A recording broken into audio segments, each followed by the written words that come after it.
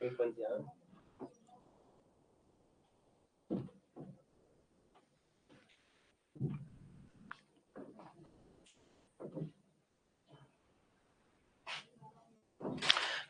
વિદ્યાર્થી મિત્રો, web સંકુલના digital platform એટલે કે લાઈવ એપ્લિકેશનમાં આપ સૌનું હાર્દિક સ્વાગત છે. ક્યાં ગયા ભાવિ કોન્સ્ટેબલો? ફટાફટ જોડાવ. ભૌતિક ભૂગોળ ચાલુ કરવાનું છે. ઓમ નમઃ શિવાય. જય શ્રી કૃષ્ણ. Good morning Ravalbhai, Nitaben, Kajalben, Prakashbhai. ચલો ફટાફટ બધા લોકો જોડાવ. ચિરાગભાઈ, કમલેશભાઈ, જય માતાજી. Yes yes Ravalbhai, મહાદેવર.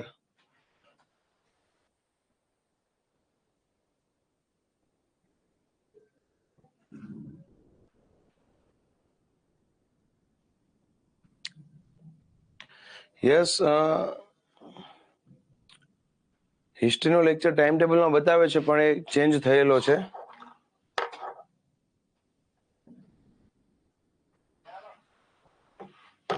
જય સ્વામિનારાયણ. યસ, એ ચેન્જ થયો છે મિત્રો. ભરતભાઈ, સિલેબસના લીધે જરાય ચિંતા નથી કરવાની. ટેન્શન આવી ગયું પણ ટેન્શન રાખવાનું નથી. રેડી? જય ભવાની.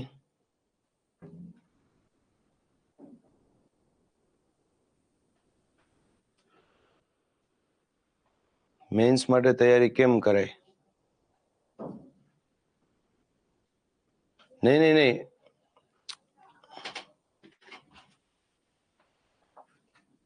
આવતીકાલે પણ મારો લેક્ચર છે મિત્રો. આવતીકાલે પણ મારો લેક્ચર છે.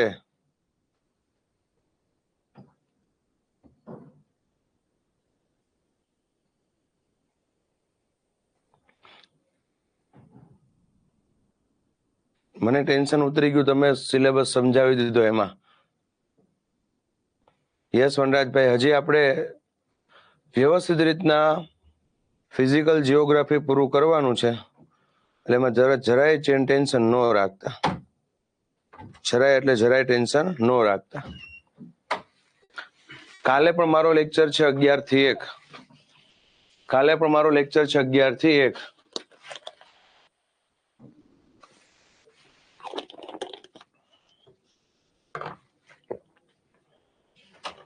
ચાલે દર્શનભાઈ?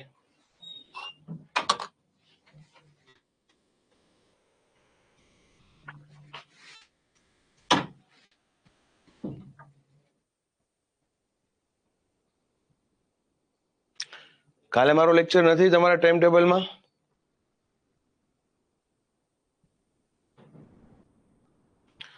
સિલેબસ એને એમ થાય કે ક્લાસ 1-2 ની એક્ઝામ આપવાની છે. યસ નીતાબેન, ક્લાસ 1-2 નો સિલેબસ આપી દીધો છે પણ ચિંતા ન કરતા. ક્લાસ 1-2 જેટલું ડિટેલમાં નહીં હોય, સમજો. યાદ રહે છે પણ કોન્ફિડન્સ નથી આવતો. અગેન એન્ડ અગેન રિપીટ કરો એટલે યાદ રહી જશે. છેલ્લે ગોઠવીશું ઓમભાઈ.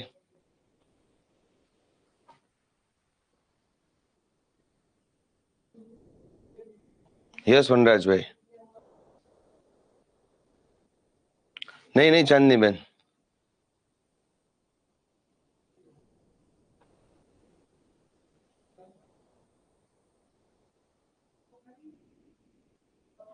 જીકે માટે કોઈ પણ સાહિત્ય કરી શકો દર્શનભાઈ. જીકે બધા બુકમાં સરખું જ આવે છે. ના, લક્ષ્મીકાંતની બુક અઘરી પડે ચિરાગભાઈ. તમને અહીંયા જે ફેકલ્ટી જેટલું કરાવે એટલું તમારે કરો. નહીં ચાંદનીબેન,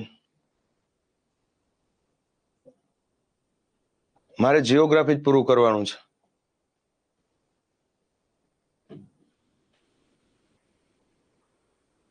ખૂબ સરસ, તમે જીપીએસસી ની પ્રિલિમ્સ ક્લિયર કરી તો ખૂબ સારું કહેવાય. કોઈ પણ પબ્લિકેશનની હાલ છે જીકે માટેની બુક. ચલો તો મિત્રો, ફિઝિકલ જીઓગ્રાફીની શરૂઆત આપણે એક હળવા ટોપિકથી કરીએ છીએ. ડાયરેક્ટ ક્લાઇમેટોલોજી નથી જોતા કે જેનાથી તમને તકલીફ પડે. એટલે એવા ટોપિક કે જે હળવા છે, ધીરે ધીરે ધીરે ધીરે ધીરે આપણું લેવલ વધારતા જશું, એટલે તમને તકલીફ ન પડે. ઓમભાઈ એ બધું આવી જશે.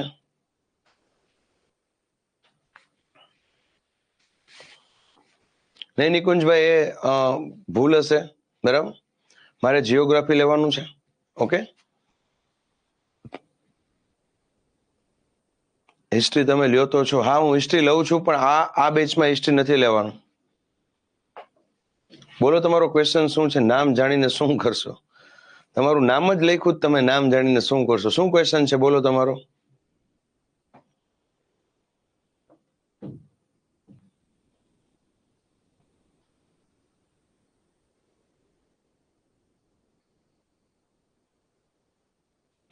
સર, મારે તો ટાઈમ ટેબલ આવતું જ નથી, એન્ડ ટેસ્ટ પણ અમુક સમયે લોક થઈ જાય છે. તમે મેનેજમેન્ટમાં કોલ કરજો, એના વિશે મને આઈડિયા નથી. યસ રિમ્પલ. બોલો કિશનભાઈ. ચલો, તો ફિઝિકલ જીઓગ્રાફી આપણે જે જૂનો સિલેબસ હતો, બરાબર, એ પ્રમાણે વ્યવસ્થિત ક્લિયર થઈ ગયું છે. પણ નવા સિલેબસની અંદર એક ફિઝિકલ જીઓગ્રાફી એડ કર્યું, બરાબર, એ તમને નથી કરાવેલું, પણ એ મારે તમને ખૂબ સરળ શબ્દમાં કરાવવું છે. એટલે હવે બધા લોકો અહીંયા ધ્યાન આપો. સૌથી પહેલું તો ટોપિક આપણે સ્ટાર્ટ કરશું મુખ્ય ભૂમિ સ્વરૂપો.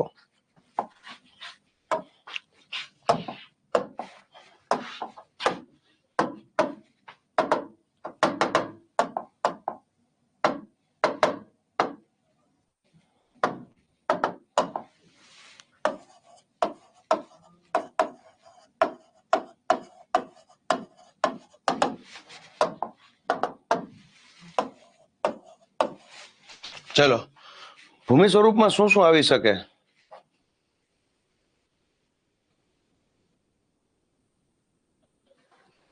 યસ વનરાજભાઈ, જોઈ લેશું.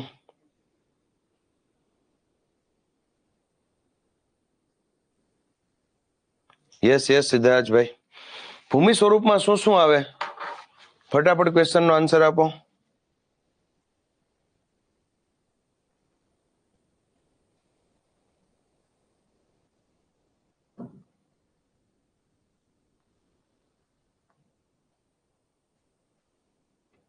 ફટાફટ જવાબ આપો.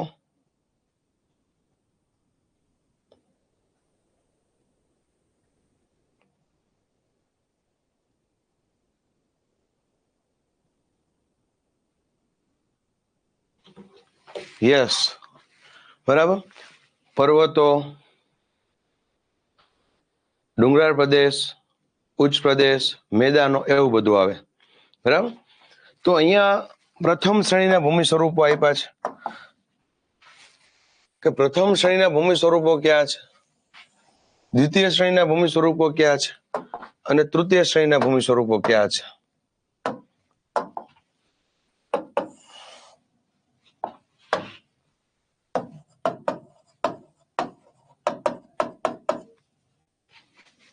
પ્રથમ શ્રેણીના ભૂમિ સ્વરૂપો એટલે શું મિત્રો? જ્યારે પૃથ્વી બની ત્યારે સૌથી પહેલા જે ભૂમિ સ્વરૂપ અસ્તિત્વમાં આવ્યો એને પ્રથમ શ્રેણીના ભૂમિ સ્વરૂપો કહેવાય.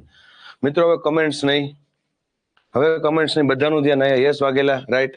Good morning Ashaben. 3 ભૂમિ સ્વરૂપો આવે, પ્રથમ શ્રેણીના, દ્વિતીય શ્રેણીના અને તૃતીય શ્રેણીના.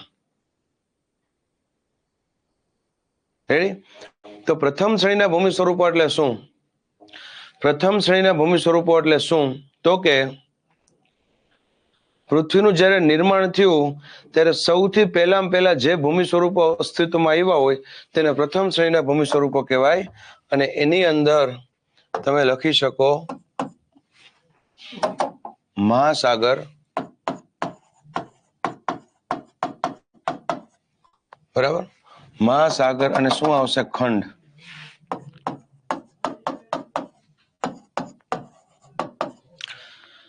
આને કહે પ્રથમ શ્રેણીના ભૂમિ સ્વરૂપો, મહાસાગર અને ખંડ.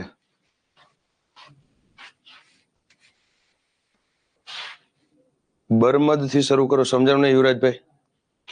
તો આ સૌથી પહેલા બન્યા 4 મહાસાગર. હાલ પણ અસ્તિત્વમાં ધરાવે છે. 7 ખંડ આ કહેવાના પ્રથમ શ્રેણીના ભૂમિ સ્વરૂપો. જ્યારે પ્રથમ શ્રેણીના ભૂમિ સ્વરૂપો પર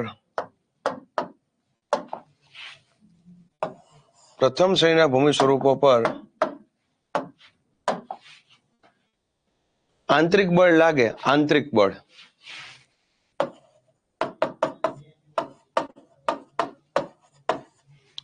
બળ લાગે ત્યારે દ્વિતીય શ્રેણીના ભૂમિ સ્વરૂપો મળે છે. જ્યારે પ્રથમ શ્રેણીના ભૂમિ સ્વરૂપ પર આંતરિક બળ લાગે ત્યારે દ્વિતીય શ્રેણીના ભૂમિ સ્વરૂપો બને છે. અને એ દ્વિતીય શ્રેણીના ભૂમિ સ્વરૂપો એટલે ક્યાં?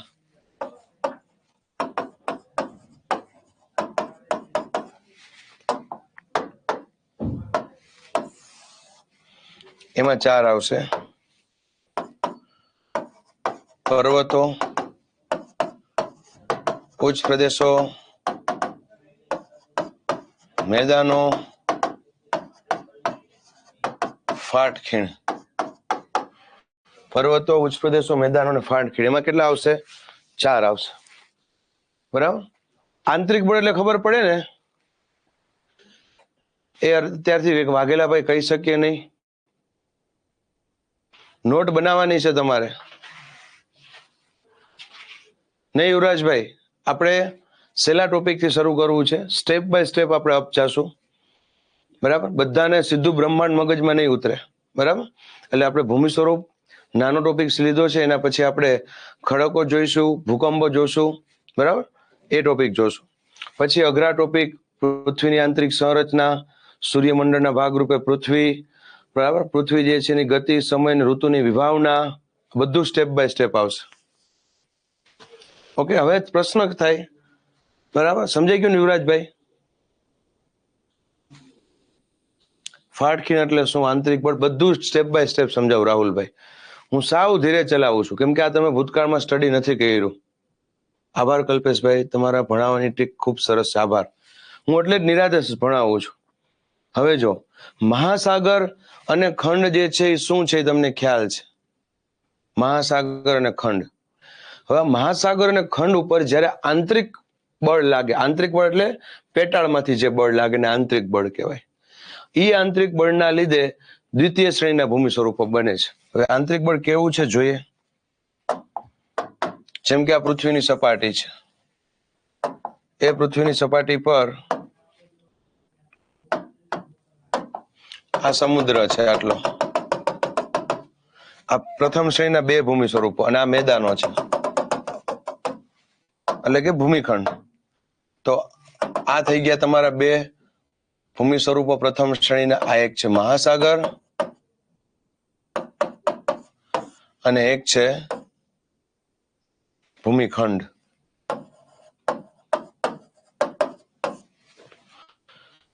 રેડી? હવે આ પ્રથમ શ્રેણીના ભૂમિ સ્વરૂપો જે છે, બરાબર, અને આ પૃથ્વીની સપાટી છે.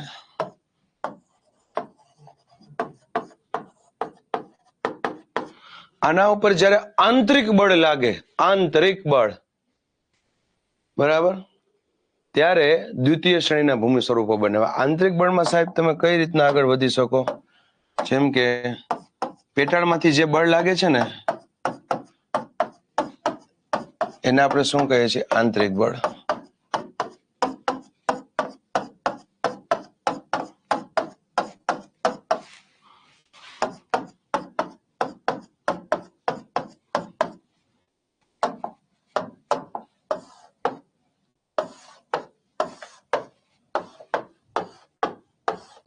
આ બધા શું છે? આંતરિક.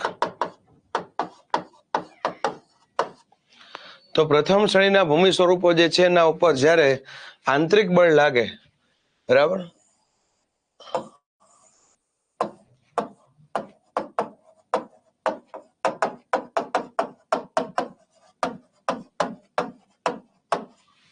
આંતરિક બળ લાગે અને એમાંથી આપણને શું મળે છે? તો કે અહીંયાથી એઝ વેલ એઝ અહીંયાથી આંતરિક બળ લાગવાથી આપણને શું મળે છે? તો કે દ્વિતીય શ્રેણીના ભૂમિ સ્વરૂપો.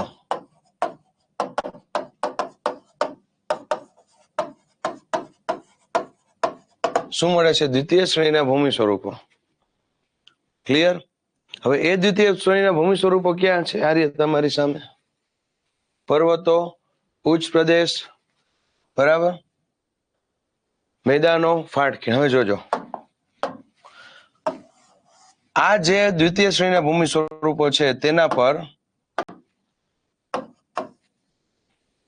બાહ્ય પરિબળ લાગવાથી, બરાબર, તેના પર બાહ્ય બળ લાગવાથી આપણને શું મળશે? તૃતીય શ્રેણીના ભૂમિ સ્વરૂપો.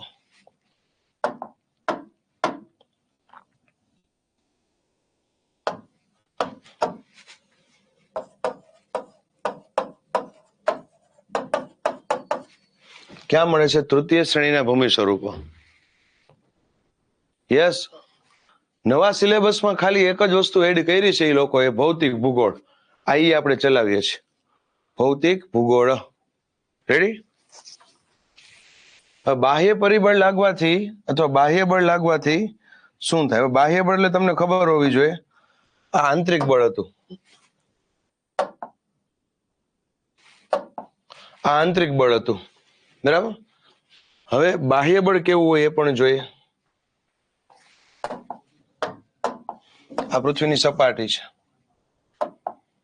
એમાં ભૂમિ સ્વરૂપો દ્વિતીય શ્રેણીના, એટલે આ પર્વતો, બરાબર.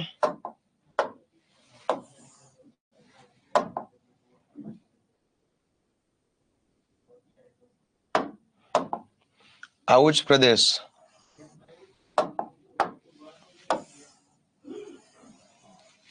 બરાબર.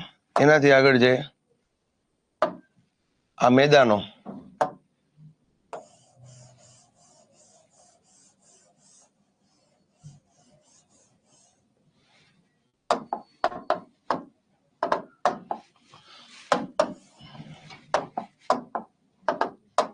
આ મેદાનો,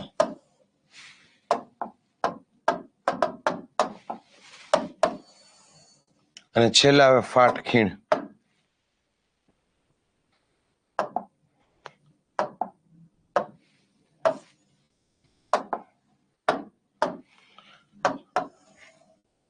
આ ટાઈપે ફાટખીણ બને, જોઈ લ્યો.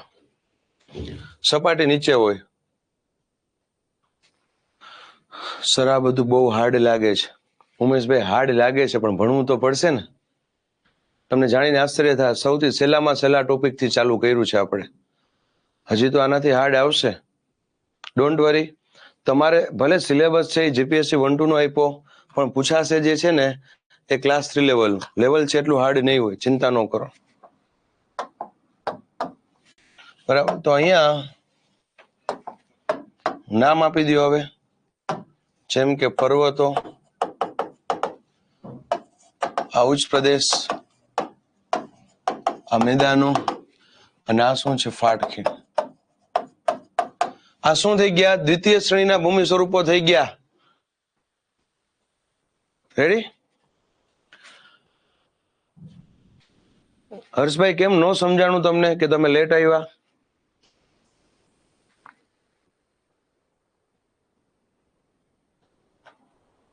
અત્યારથી નો કરે ધવલભાઈ, એક્ઝામ ની ડેટ આવી જાય ફાઇનલ, એના અગાઉના 4 કે 5 મહિનાનું કરે, અત્યારથી નો કરાય.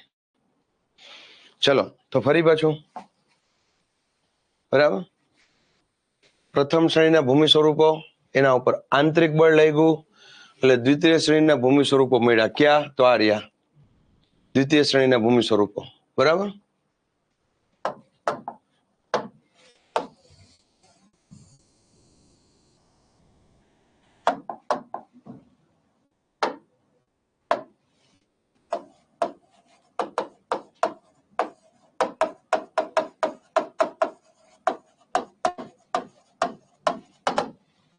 રેડી?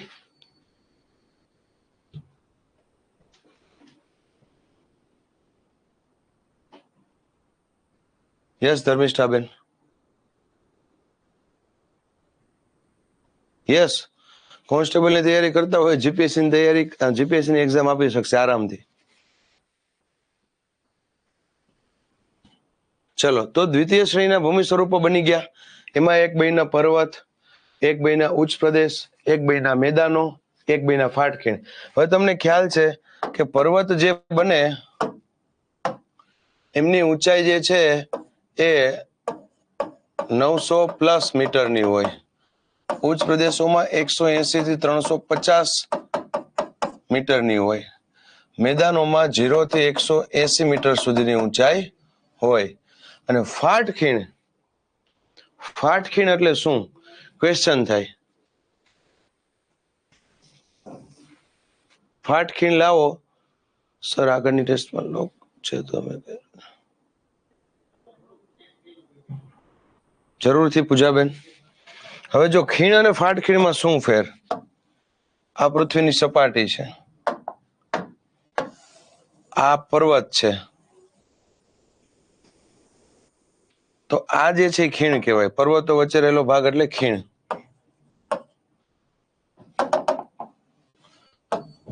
આ ખીણ, આ પણ ખીણ. રેડી? પણ પૃથ્વીની સપાટી જે છે એના નીચે જતી રહો, એ ભાગ એની નીચે હોય.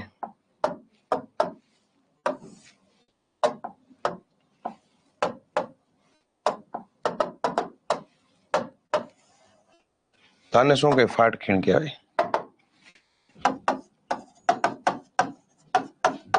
તમે સાંભળ્યું હશે કે નર્મદા નદી, નર્મદા, તાપી, દામોદર,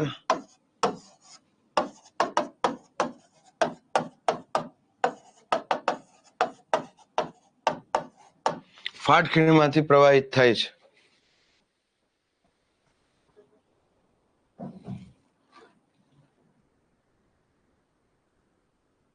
ક્લિયર? આને ફાટખીણ કહેવાય. જોઈ લ્યો. હવે આ બાબતે ક્વેશ્ચન નો રહેવો જોઈએ.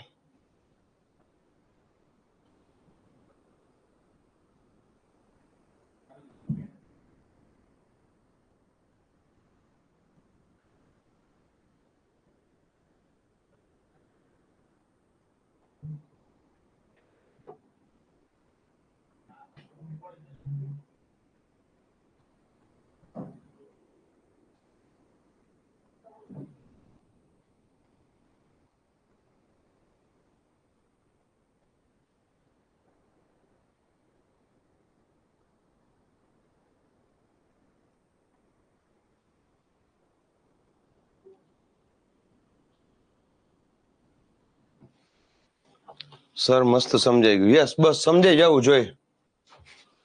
ના ના, એવું નથી. બધી જગ્યાએ હોય. બરાબર? દરિયામાંય હોય, એઝ વેલ એઝ મેદાની પ્રદેશમાંય હોય. રોકીભાઈ ખાલી સર્ચ કરો, વિકીપીડિયામાં ડાયરેક્ટ આવી જશે.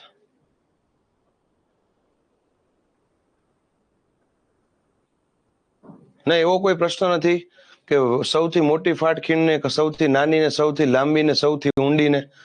અહીંયા ખાલી એટલું યાદ રાખવાનું. યસ રાહુલભાઈ, કે પૃથ્વીની સપાટી નીચે જે હોય ને એને ફાટખીણ કહેવાય, ઉપર હોય એને ખાલી ખીણ કહેવાય. તો ફરી પાછા અહીંયા આવી જાઓ. તો 4 ભૂમિ સ્વરૂપો બન્યા દ્વિતીય શ્રેણીના. બરાબર? આ ભૂમિ સ્વરૂપો ઉપર જ્યારે બાહ્ય પરિબળ લાગે, આના ઉપર કેવું લાગ્યું હતું? આંતરિક પરિબળ. જ્યારે આના પર બાહ્ય પરિબળ લાગે, બાહ્ય પરિબળ એટલે ઉપરથી, આના ઉપર બાહ્ય પરિબળ.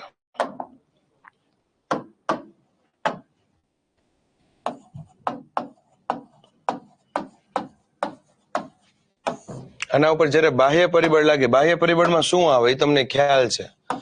જેમ કે હવા, વરસાદ,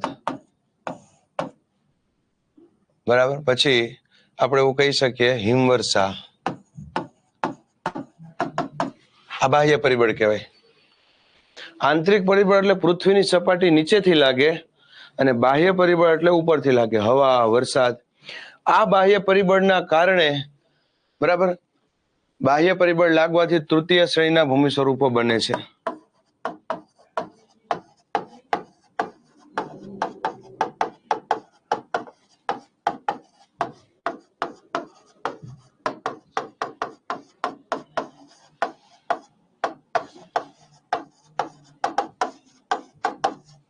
ક્યાં ભૂમિ સ્વરૂપો બને છે? તૃતીય શ્રેણીના ભૂમિ સ્વરૂપો.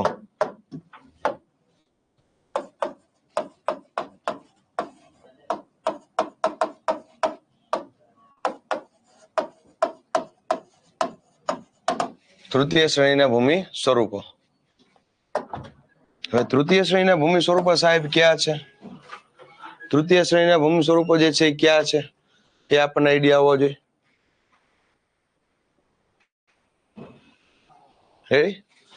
જેમ કે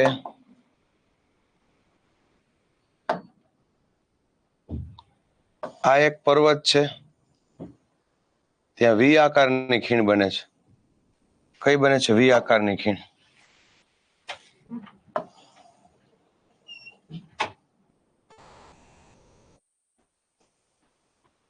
બરાબર, આ વી આકારની ખીણ.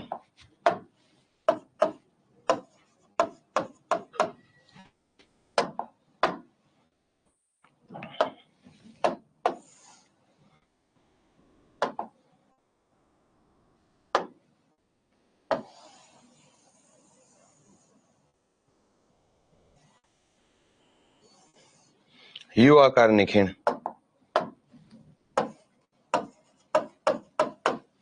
રેડી?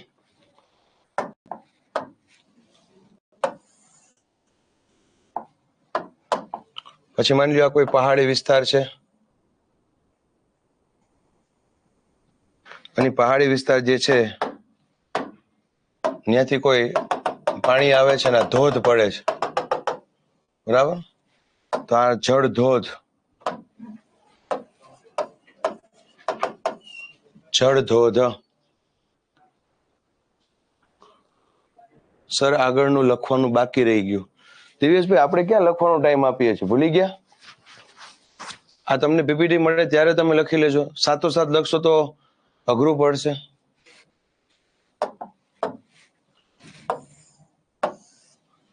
પછી માની લો રણ પ્રદેશ છે,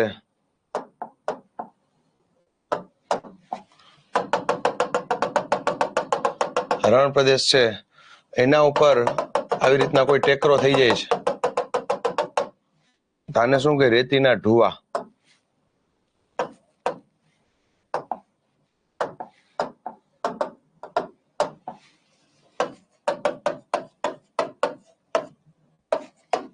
આ થયા તૃતીય શ્રેણીના ભૂમિ સ્વરૂપો. જોઈ લ્યો, આ થયા તૃતીય શ્રેણીના ભૂમિ સ્વરૂપો. આ ભૂમિ સ્વરૂપો કઈ રીતના બન્યા? બાહ્ય પરિબળથી. બાહ્ય પરિબળ એટલે પવન, બરાબર? નદી, નદી પણ આપણે આમાં કહી શકીએ.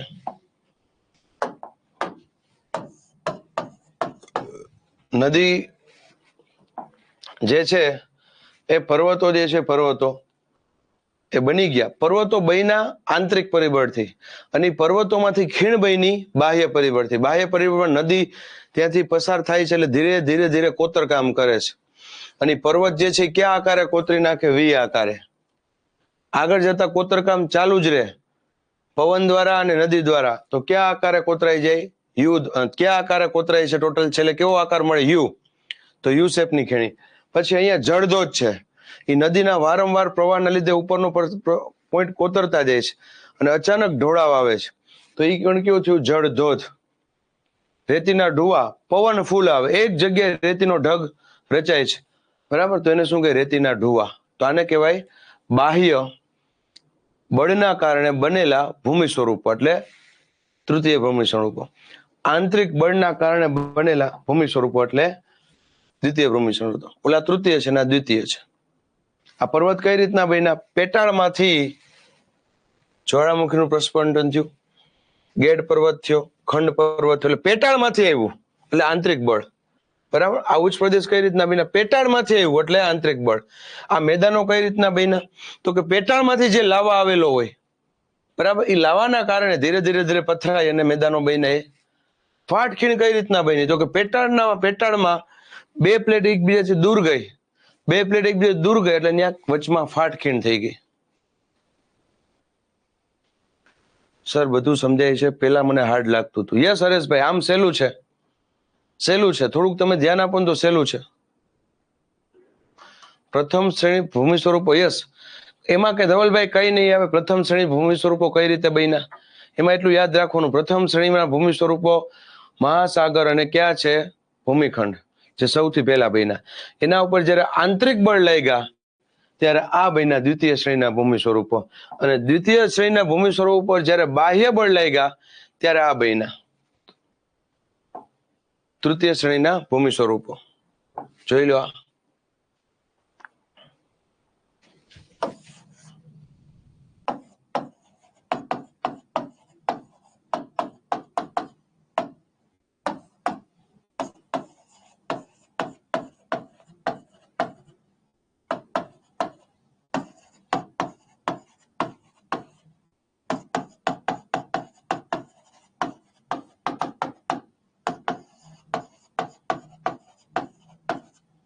જોઈ લો.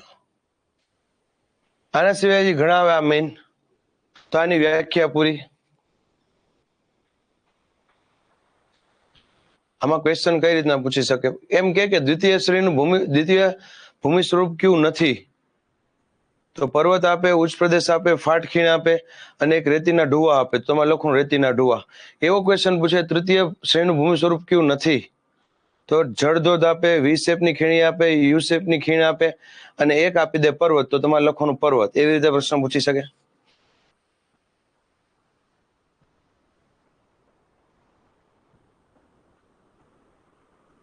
યસ નિકિતાબેન. ત્યારે તો બહુ અમારે ધ્યાન દેવું પડે. તમને સરળ ભાષામાં કઈ રીતના સમજાવું એના માટે અમારે પણ પ્રયત્ન કરવા પડે છે. ચલો હવે આ વ્યાખ્યા પૂરી. હજી તો આ વ્યાખ્યા જ પૂરી થઈ. વ્યાખ્યા પૂરી થઈ. પ્રથમ શ્રેણીના ભૂમિ સ્વરૂપો, દ્વિતીય શ્રેણીના ભૂમિ સ્વરૂપો અને તૃતીય શ્રેણીના ભૂમિ સ્વરૂપો ક્યાં છે? રેડી? હવે દ્વિતીય શ્રેણીના ભૂમિ સ્વરૂપો છે એના ઉપર થોડીક વિગતવાર વાત કરવાની છે. દ્વિતીય શ્રેણીના ભૂમિ સ્વરૂપો પર વિગતવાર વાત કરવાની છે. ની ક્યાં છે એ જોઈ લઈ.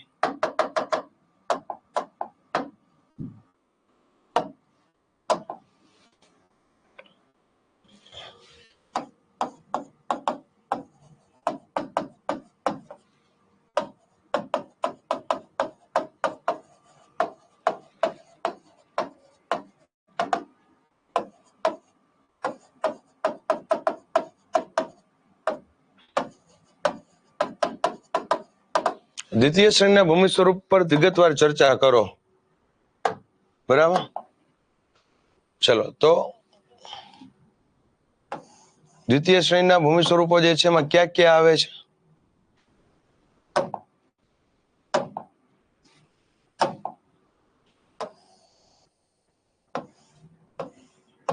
એમાં એક આવે પર્વતો, એક આવે પર્વત. બરાબર? એક આવે ઉચ્ચ પ્રદેશ,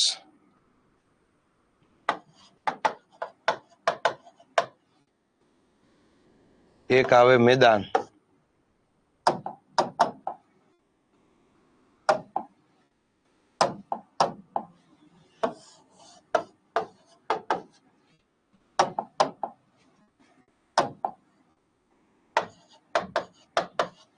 અને એક આવે ફાટ ખીણ.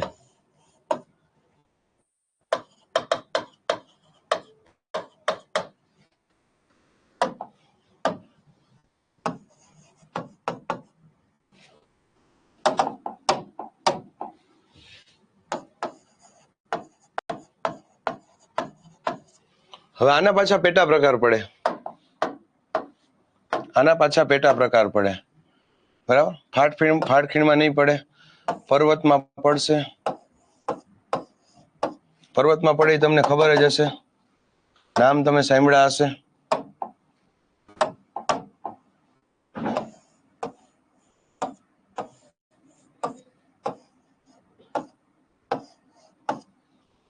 જેમ કે એક જે છે એને કહેવાય છે ગેડ પર્વત, એકને કહેવાય જ્વાળામુખી પર્વત અથવા ખંડ પર્વત, એકને કહેવાય જ્વાળામુખી પર્વત, એકને કહેવાય ઘુમ્મટાકાર પર્વત. બરાબર? ઉચ્ચ પ્રદેશ છે એના પણ પ્રકાર પડે.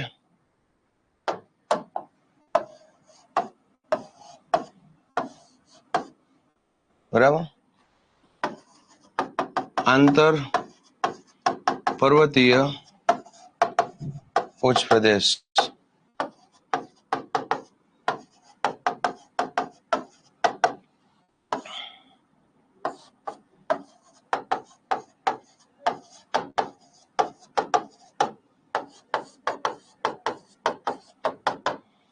રેડી? અને મેદાન છે એના 3 પ્રકાર પડે.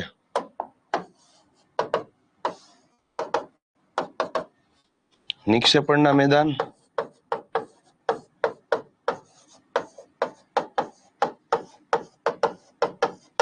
જોઈ લ્યો. આ આવી ગયું તમારા દ્વિતીય શ્રેણીના ભૂમિ સ્વરૂપો. અને આ ડિટેલમાં આપણે આગળ જોઈએ છીએ. જોઈ લ્યો એકવાર. નહીં, મહાસાગર અને ખંડ વિશે નહીં લખવાનું. મહાસાગર અલગથી એકવાર આવશે, પણ ખંડનો આપણો સિલેબસ નથી. મહાસાગર આપણે આગળ આવશે.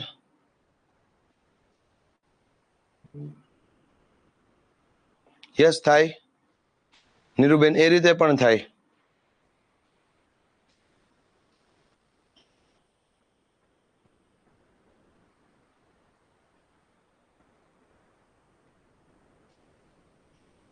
વનરાજભાઈ, એ જે આવેલું હતું ને એમાં ડાયરેક્ટ આપણે સ્ટડી કર્યું હતું, પણ આમાં આપણે થોડુંક ડિટેલમાં જોવાનું છે. જોઈ લ્યો ચિરાગભાઈ.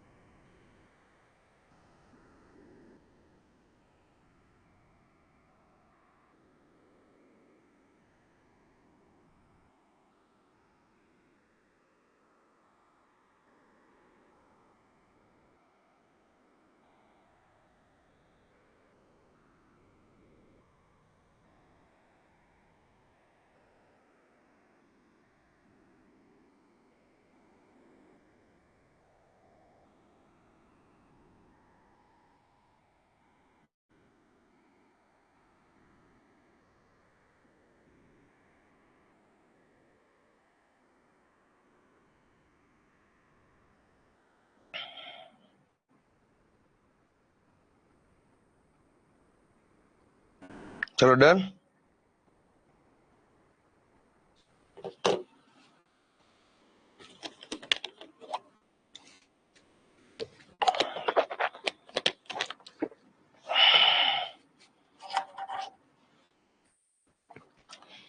નીરુબેન, તમારી વાત સાચી છે.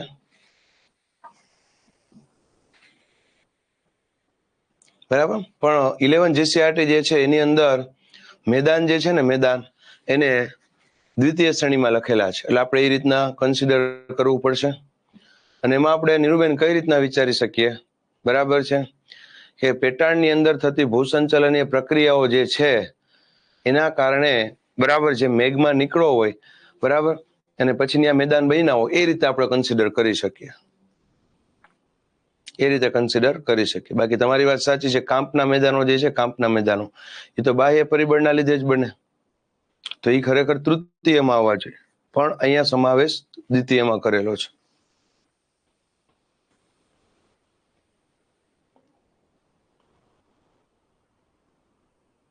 અવશિષ્ટ પર્વત હજી આમાં લઈ શકીએ, પણ મુખ્ય પર્વતમાં નહીં આવે. પર્વતનો જ એક પ્રકાર છે અવશિષ્ટ. આ જે છે ને, એ આંતરિક પેટાળની અંદર જે ભૂસંચલનીય પ્રક્રિયા થાય છે એના લીધે આ આંતરિક બળના કારણે બને છે. 4 પર્વત, એ ગેડ પર્વત હોય, ખંડ પર્વત હોય, જ્વાળામુખી હોય કે ઘુમ્મટાકાર. બરાબર. હવે આના ઉપર જ્યારે બાહ્ય પરિબળ લાગશે, બરાબર, બાહ્ય પરિબળ,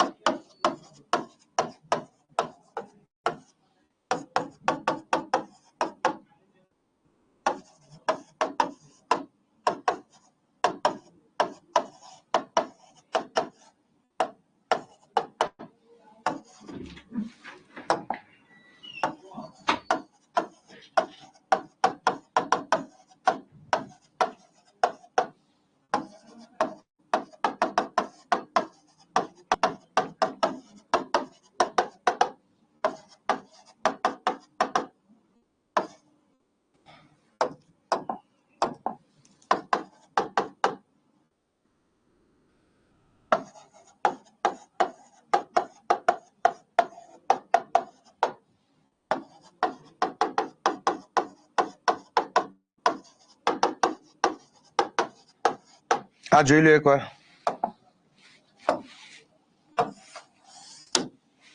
આ એકવાર જોઈ લ્યો. અવશિષ્ટ પર્વત તમે કહો ને પ્રકાશભાઈ, આ મૂળભૂત તો 4 પર્વત જ છે, પણ આ 4 પર્વત ઉપર જયારે બાહ્ય પરિબળ લાગે અને તેની ઊંચાઈમાં ખૂબ જ ઘટાડો થાય અને ખડકોનું ખવાણ થઈ જાય અને વધેલો ઘટેલો ભાગ જે છે એને આપણે શું કહીએ છીએ? અવશિષ્ટ. ઘુમટાકાર પર્વત શું છે સાહેબ? અરે રાહુલભાઈ આવશે, સ્ટેપ બાય સ્ટેપ આવશે. હજી તો આપણે ક્યાં ભણાવવાનું શરૂ કર્યું જ છે. સમજાય છે? એ 5મો પર્વતનો પ્રકાર અવશિષ્ટ, પણ આ 4 માંથી એક જ હશે.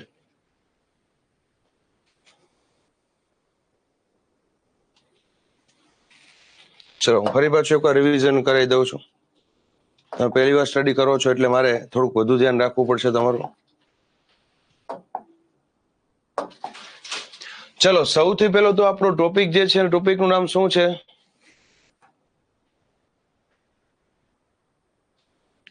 ટોપિકનું નામ શું છે? મુખ્ય ભૂમિ સ્વરૂપો. 3 શ્રેણીમાં આવશે, એક પ્રથમ શ્રેણીના, એક દ્વિતીય શ્રેણીના અને એક તૃતીય શ્રેણીના. પ્રથમ શ્રેણીના ભૂમિ સ્વરૂપો છે એ ફિક્સ છે, એ ડાયરેક્ટ આપણે ધારી લેવાના છે. અને ક્યાં છે? 4 મહાસાગર અને 7 ખંડ. આ 4 મહાસાગર અને 7 ખંડ છે એના પેટાળમાં ભૂસંચલનીય પ્રક્રિયાના કારણે આંતરિક બળ લાગે. ભૂસંચલનીય પ્રક્રિયાઓના કારણે આંતરિક બળ લાગે અને તેના કારણે નવા જે ભૂમિ સ્વરૂપો બને એને શું કહે? દ્વિતીય શ્રેણીના ભૂમિ સ્વરૂપો. જેમ કે પર્વતો, ઉચ્ચ પ્રદેશો, મેદાનો, ફાટખીણો. દ્વિતીય શ્રેણીના ભૂમિ સ્વરૂપો છે તેના પર બાહ્ય પરિબળ લાગે. આંતરિક પરિબળમાં શું થાય? 2 પ્લેટ ટકરાય અને બહાર નીકળે, જ્વાળામુખી પ્રસ્ફોટનથી બહાર નીકળી, આંતરિક પરિબળ કહેવાય, આંતરિક બળ કહેવાય. બાહ્ય પરિબળમાં પવન છે, વરસાદ છે, હિમવર્ષા છે, નદી છે, આ બધા બાહ્ય પરિબળ. અને એ બાહ્ય પરિબળના કારણે તૃતીય શ્રેણીના ભૂમિ સ્વરૂપો બને. અને એ ક્યાં છે સાહેબ? તો કે વી શેપ વેલી,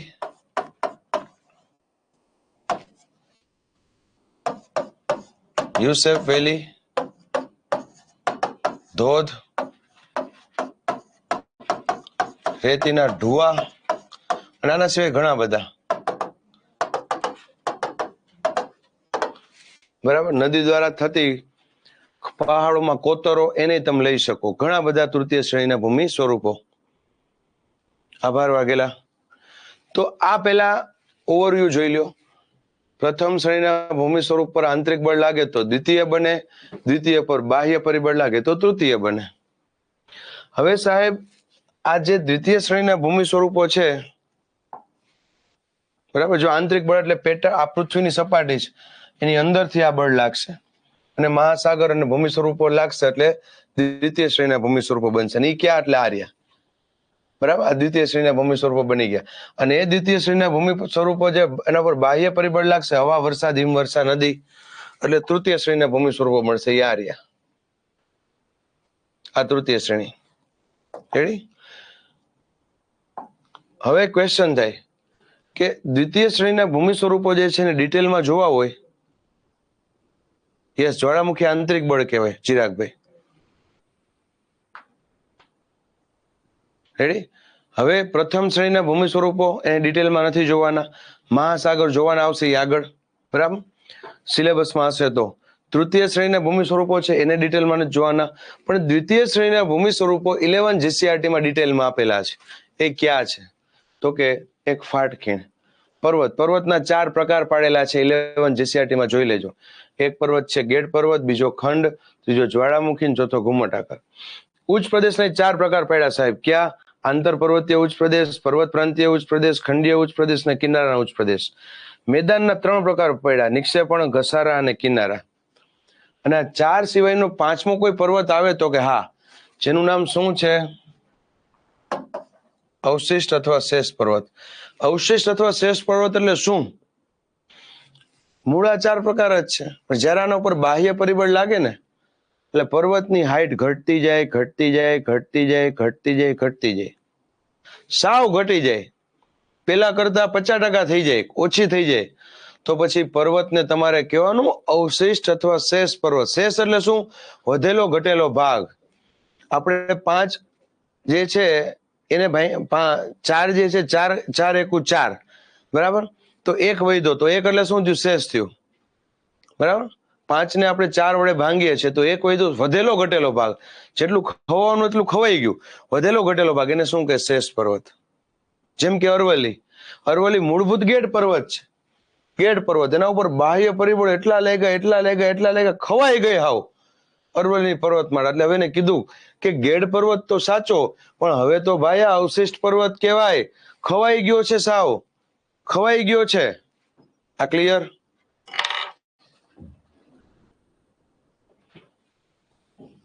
ચલો, આમાં કઈ નો સમજાણું હોય તો કયો. હવે આ ડિટેલમાં આપણે આગળ જઈએ છીએ.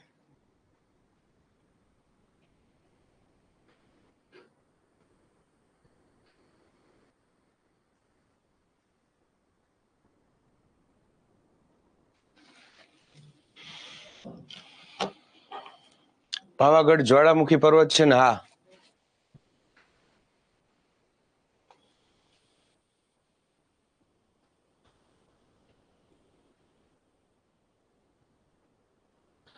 જ્વાળામુખીથી ટાપુ બને, બરાબર છે?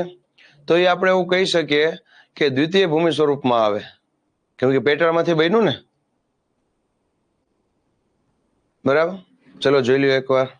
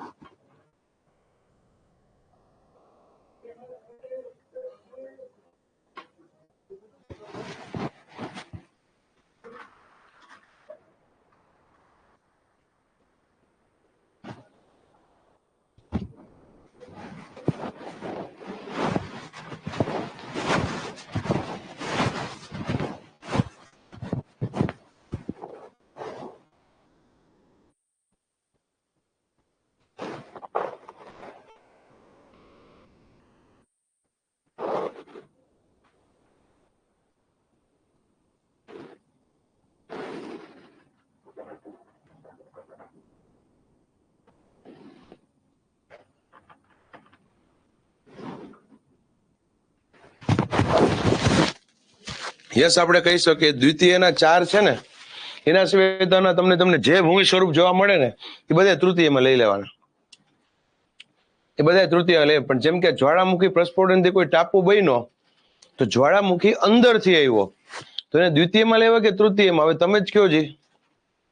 જ્વાળામુખીથી કોઈ ટાપુ બને છે તો એને આપણે દ્વિતીયમાં લેવા જોઈએ કે તૃતીયમાં લેવા જોઈએ? આ ક્વેશ્ચનનો જવાબ આપો. જેમ કે બેરન દ્વીપ છે, બેરન દ્વીપ એ દ્વિતીયમાં આવે કે તૃતીયમાં આવે? વેરી ગુડ વિજયભાઈ, બધાય જવાબ આપો. યસ, રાહુલભાઈ, પ્રકાશભાઈ, રાજપૂત, નીરુબેન, પ્રતિકભાઈ, બધાનો સાચો જવાબ. રોકીભાઈ, દ્વિતીયમાં આવે, બરાબર?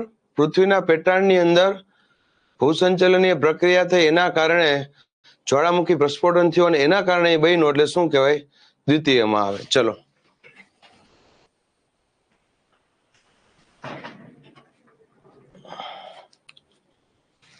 હવે એને આપણે ડિટેલમાં બધા જોઈ લઈ.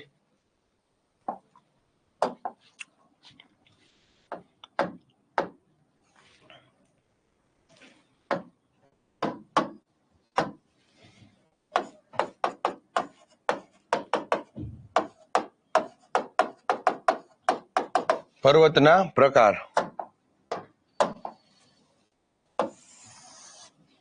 ચારે ચાર આપણે એક ઇમેજમાં જ જોઈ લેવા છે, બરાબર? જેમ કે સૌથી પહેલો ગેડ પર્વત. ભાઈ ગેડ પર્વત કઈ રીતના બને?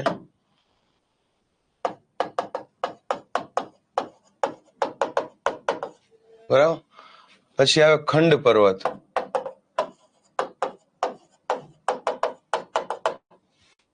પછી આવે જ્વાળામુખી પર્વત.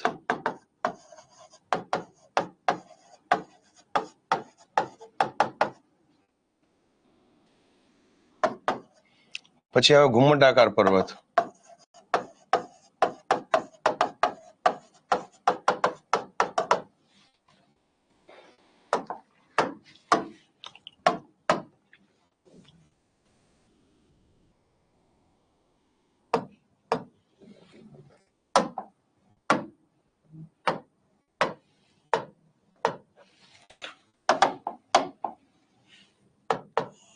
માની લો પૃથ્વીની સપાટી છે, એ પૃથ્વીની સપાટી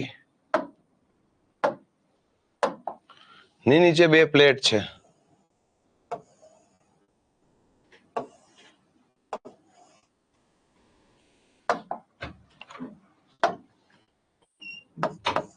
આ એ પ્લેટ અને બી પ્લેટ, બરાબર.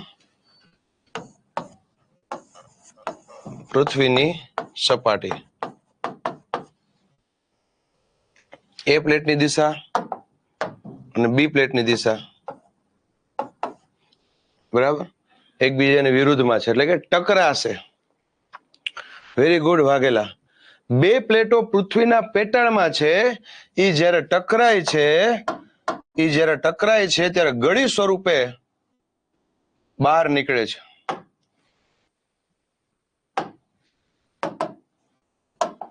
ત્યારે ગળી સ્વરૂપે આ રીતના પર્વત શ્રેણી બહાર નીકળે છે, બરાબર. તો આને શું કહે? ગેડ પર્વત. જોઈ લ્યો, કોઈ ઉતાવળ નથી, નજર નાખી લ્યો. બે પ્લેટના અથડાવાથી, તમારે આટલું જ યાદ રાખવાનું, બે પ્લેટના અથડાવાથી ગેડ પર્વતનું નિર્માણ થાય છે. ઓકે રોકીભાઈ?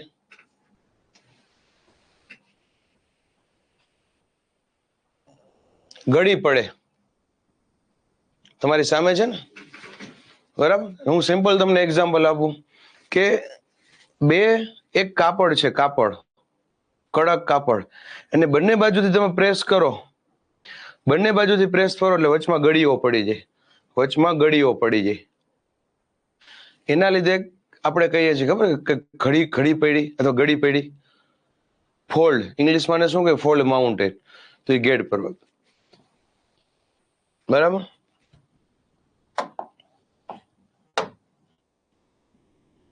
પછી એના દ્રષ્ટાંત આપવાના એક્ઝામ્પલ તરીકે, બરાબર. નવો ગેડ પર્વત કે તો હિમાલય, જૂનો ગેડ પર્વત કે તો અરવલ્લી, એન્ડીઝ, રોકીઝ. આ બધા કેના એક્ઝામ્પલ છે ગેડ પર્વતના? ખડક એનો હોય, યસ ભારતીબેન.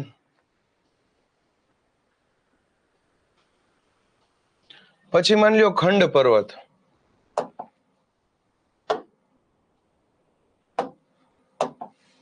આ છે પૃથ્વીની સપાટી. એમાં બે કેસ જોવા પડશે આપણે. એ નામનો કેસ, અથવા એક એ રીતે બને છે ને એક બી રીતે.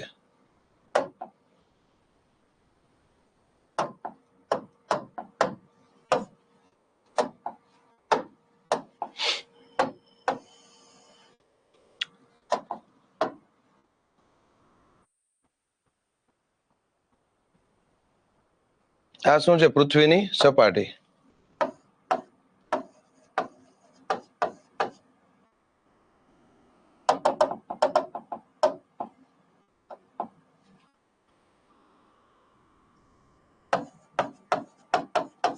પૃથ્વીની સપાટી છે, બરાબર.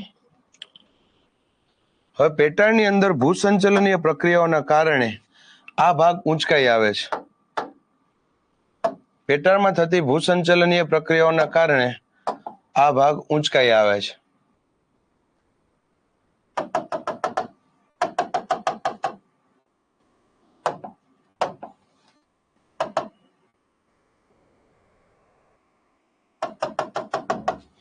આને શું કહે? ખંડ પર્વત.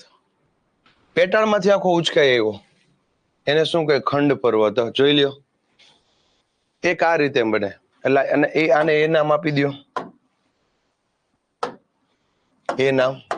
અને હજી બી કઈ રીતે બને એ પણ જોઈ લ્યો.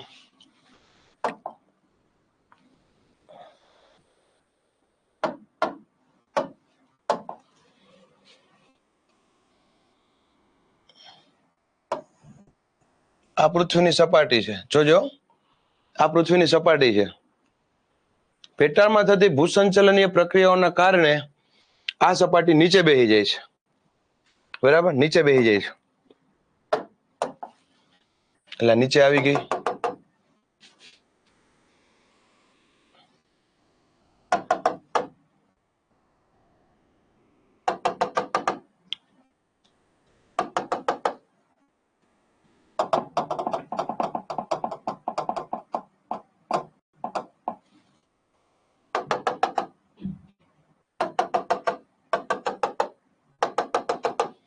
શું થઈ? આ પૃથ્વીની સપાટી હતી એ નીચે બેસી ગઈ. બરાબર, એટલે આ પોર્શન જે છે આ પોર્શન એ નીચે આવી ગયો, આ પોર્શન નીચે આવી ગયો. તો આ જે વધેલો ઘટેલો ભાગ છે ને આપણે શું કે ખંડ પર્વત નીચેની બાજુ આવે છે, આ પણ નીચેની બાજુ આવે છે. બે રીતે બને ખંડ પર્વત, જોઈ લ્યો. સૌથી જવાન પર્વતમાળા એન્ડીઝ છે? ના, સૌથી જવાન સૌથી યંગ પર્વતમાળા આપણી હિમાલય છે. એ પીપીટીમાં છે વનરાજભાઈ. બધા એક્ઝામ્પલ અહીંયા આપવા જરૂરી નથી, પીપીટીમાં બધા આપેલા છે. અને એનાથી વધુ જોતા હોય તો બુકમાં છે. અહીંયા આપણે અગત્યના હોય એ આપણે કહીશું. સૌથી યુવાન પર્વતમાળા ખબર પડી દેવરાજસિંહ? તો આ બે રીતે ખંડ પર્વત બને.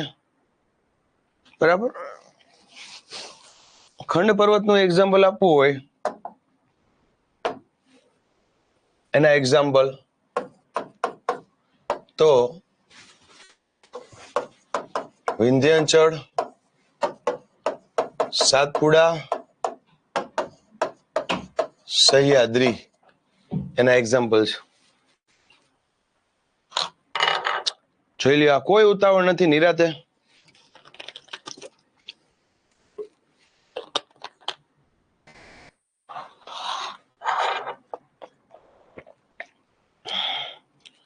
નહીં નીરુબેન, ઉલ્લેખ એવો નથી બે પ્લેટના ટકરાવાથી. જો બે પ્લેટના ટકરાવાથી થાય ને તો ગેડ પર્વત થાય. બે પ્લેટ ટકરે એટલે ગળી સ્વરૂપે બહાર નીકળે, એટલે જેને ઇંગ્લિશમાં ફોલ્ડ માઉન્ટેન કીધું છે. પણ ખંડ પર્વત કઈ રીતના થાય?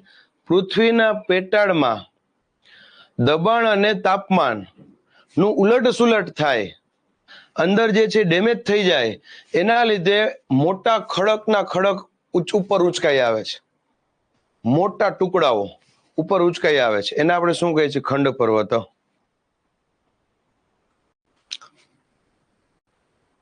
પીપીટીમાં આપેલી છે નિકિતાબેન વ્યાખ્યા. બરાબર, આમાં તમે શું કહી શકો? ગેડ પર્વતમાં વ્યાખ્યા બોલી દઉં. બરાબર,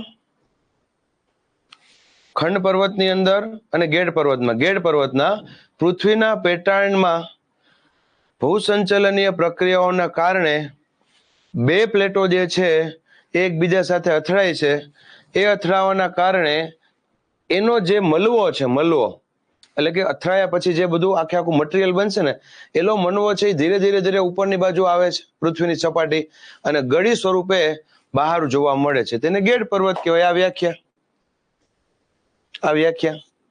ખંડ પર્વતની વ્યાખ્યા: પૃથ્વીના પેટાળમાં દબાણ અને તાપમાન માં વધઘટ થવાના કારણે ભૂસંચલનીય પ્રક્રિયા થાય છે. તેના કારણે પેટાળમાં રહેલો ખંડ અથવા તો ટુકડો એ પૃથ્વીની સપાટીની બહાર આવે છે, એક રીઝન. અથવા પૃથ્વીના પેટાળમાં થતી ભૂસંચલનીય પ્રક્રિયાઓના કારણે બરાબર જમીનની બંનેનો બાજુ ભાગ છે એ નીચે વહી જતો રહે છે, અને વધેલો ઘટેલો ભાગ છે એને શું? ખંડ પર્વત. આ બે રીતે ખંડ બને.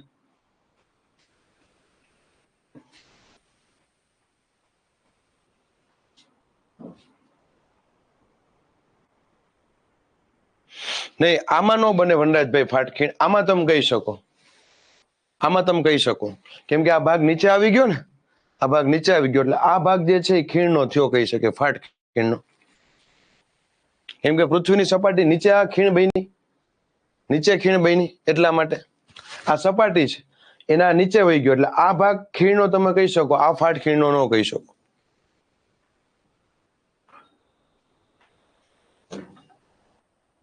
ચલો ક્લિયર? હજી બીજા ક્વેશ્ચન હોય તો કયો, પછી જ આપણે આગળ વધીએ. આમાં જરાય રિસ્ક નથી લેવું. જ્યાં સુધી તમને ઓડકાર ન આવે ત્યાં સુધી તમને જમાડવું છે.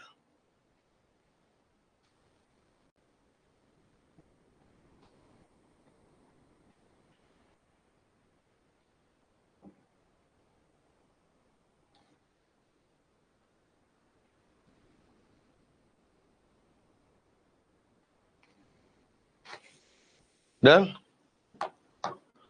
જીસીઆરટી માં એક જ આકૃતિ આપેલી છે, તમે એટલે મેં બે આકૃતિ સમજાવ્યું. યસ દિવ્યેશભાઈ, જીસીઆરટી માં આપેલું એનાથી એક સ્ટેપ આગળ તમને મારે સમજાવવું છે. એમાં એક જ આકૃતિ છે, પણ મેં બે આકૃતિ દોરીને તમને સમજાવ્યું.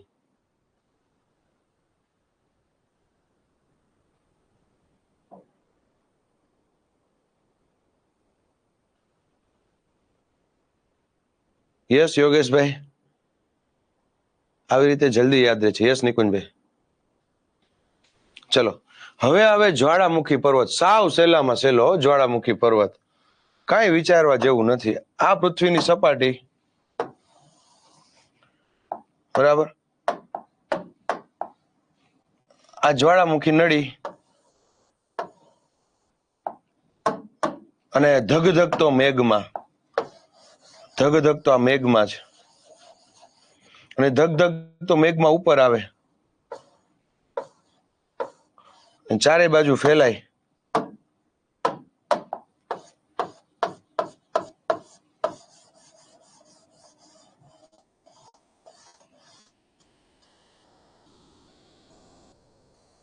ચારે બાજુ ફેલાય.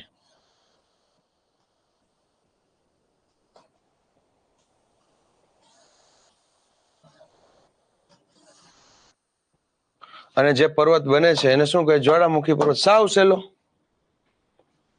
સાવ એટલે સાવ સહેલો. ધોરણ 6 ની બુકમાં પણ છે. યસ રિમ્પલબેન, આના એક્ઝામ્પલ તમે લોટ્સ ઓફ દઈ શકો. એક્ઝામ્પલ તરીકે આપણાથી શરૂઆત કરીએ. પાવાગઢ, ચોટીલા, પાવાગઢ, ચોટીલા, ગિરનાર, આ જ્વાળામુખી પર્વત જોઈ લ્યો. સર ખૂબ જ સારી રીતે સમજાઈ ગયું. યસ, ઇઝી છે. આમાં કદાચ હું ન સમજાવત ને, આમાં હું કઈ નવું નથી કરતો, બરાબર. ચિંતા ન કરતા. મનુષ્યને નુકસાન કરે એ વિસ્તારમાં કોઈ રહેતું હોય તો નુકસાન કરે, બાકી નો નુકસાન કરે. દેવરાજસિંહ, એ વિસ્તારમાં કોઈ રહેતું હોય તો ગયું. બેરનદ્વીપ, એકમાત્ર સક્રિય જ્વાળામુખી, તો સક્રિય છે, એ પર્વત નથી. કાજલબેન, એ જ્વાળામુખી હજી સુધી સક્રિય છે.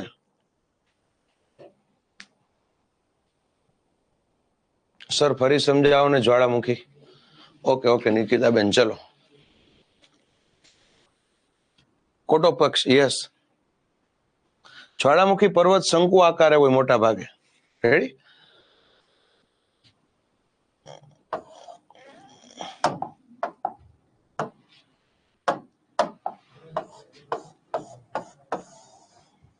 એક્ઝેક્ટ આકાર ડ્રો કરવો હોય તો આ રીતના શંકુ આકારે થાય.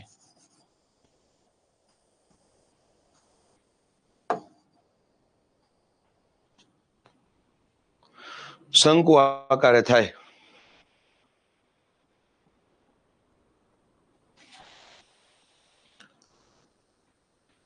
ધૂધ લાવા અને ધૂધના તારો.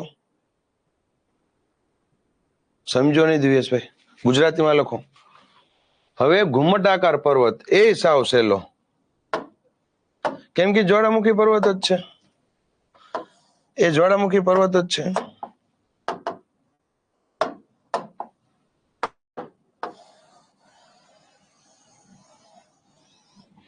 હવે થાય છે શું? આ પેટાળ છે,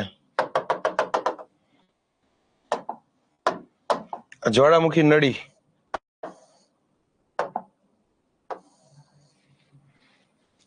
આ રહેલો મેઘમાં, આ રહેલો મેઘમાં,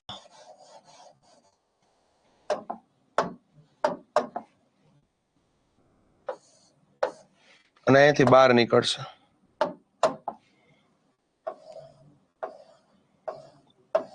જોજો, જ્યારે બહાર નીકળે છે ત્યારે અહીંયા શું થયું હતું? અહીંયા પૃથ્વીનો જે સ્તર છે ને પેટાળ, એમાં સપાટી છે ને, સપાટીને તોડી નાખી હતી. પૃથ્વીના સપાટીને તોડી ફોડી અને બહાર નીકળો જ્વાળા. અહીંયા પૃથ્વીની સપાટી એટલી નક્કર છે, તૂટતી નથી. તૂટતી નથી એટલે એનો ઉપરનો ભાગ ઉચકાઈ આવે છે. ઉપરનો ભાગ ઉચકાઈ આવે છે, અને ઉપરનો ભાગ ઉચકાઈ આવે છે એટલે એ ઉચકાયેલા ભાગની અંદર ધીરે ધીરે ધીરે ધીરે જ્વાળા જમા થાય છે, અને પછી એક સમયે ઘન સ્વરૂપમાં પરિવર્તિત થઈ જશે. અને ઘુમ્મટ આકાર કે ઘુમ્મટ જેવો આકાર બને, ઘુમ્મટ જેવો આકાર બને. જોઈ લ્યો.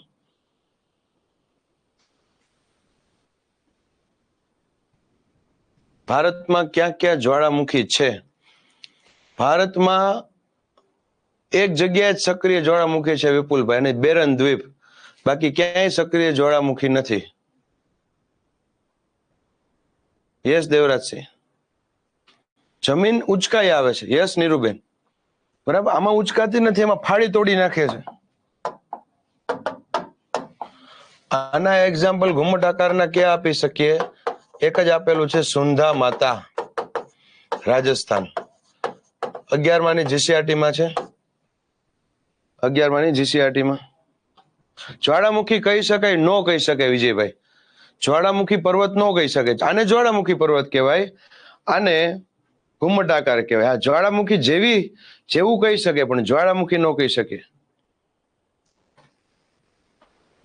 અમેરિકાનો હેનરીનો પર્વત. યસ પ્રકાશભાઈ.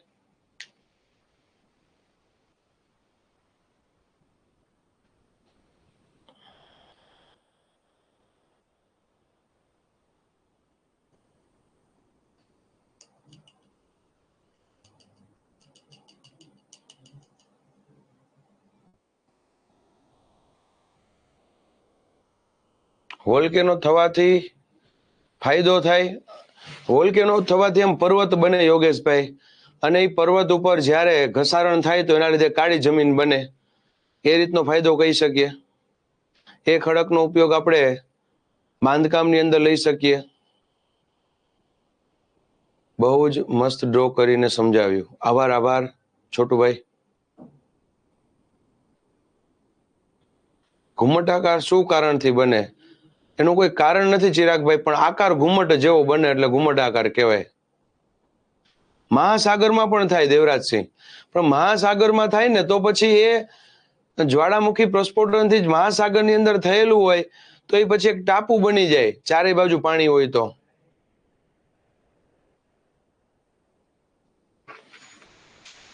બરાબર. વોલ્કેનોમાં અલગ અલગ પદાર્થો રહેલા હોય, ખડકના ટુકડા છે, બરાબર, અલગ અલગ જે છે ગેસીસ હોય, રાખ હોય, એ બધું ભેગું હોય. પછી એક સમય તો બધું ઠરી જશે. હું એક જ વસ્તુ કહું મિત્રો, વોલ્કેનો ઇરપ્શન જ્યારે થાય ને, વોલ્કેનોનું પ્રસ્ફોટન થાય ને, ત્યારે વોલ્કેનોને ખબર નથી હોતી કે ઉપર જમીન છે કે સમુદ્ર છે. જો જમીન હોય અને પ્રસ્ફોટન થાય અને સુકાઈ જાય ત્યારે પર્વત બને. પણ એ જગ્યાએ સમુદ્ર હોય અને પ્રસ્ફોટન થાય અને ધીરે ધીરે સુકાઈ જાય તો ટાપુ બને. આભાર મનીષાબેન. બીજા બધા કરતા તમે મસ્ત સમજાવો છો. આભાર. આખી વાત સમજાણી ને હું શું કહું છું? વોલ્કેનોને નથી ખબર, બરાબર, જ્યારે પેટાળમાંથી બહાર નીકળે ત્યારે ખબર નથી કે ઉપર મારી ઉપર જમીન છે કે સમુદ્ર છે. જો જમીન હોય તો પર્વત બને, સમુદ્ર હોય તો ટાપુ બને. સિમ્પલ છે. આ તમને કન્સેપ્ટ સમજાય છે ને બધાને? જેમ કે બેરન દ્વીપ સક્રિય જ્વાળામુખી છે, એક સમય બંધ થઈ જશે તો એ ટાપુ કહેવાશે.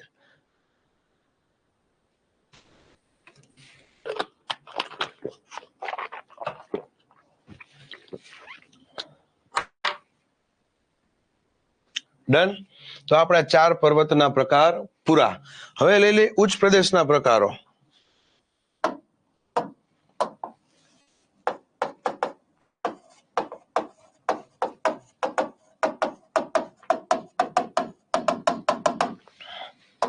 આમાં પણ એવી જ રીતના હું કરીશ, 4 ભાગ પાડી દઈશ, એટલે શું છે કે તમને સમજવામાં સહેલું રહે, કમ્પેરિઝન તમે કરી શકો.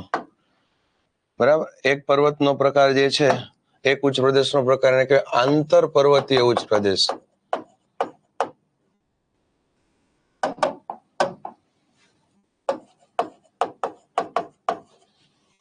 બરાબર. એકને કહેવાય પર્વત પ્રાંતીય ઉચ્ચ પ્રદેશ. બરાબર. એકને કહેવાય ખંડીય ઉચ્ચ પ્રદેશ અને એકને કહેવાય કિનારાના ઉચ્ચ પ્રદેશ.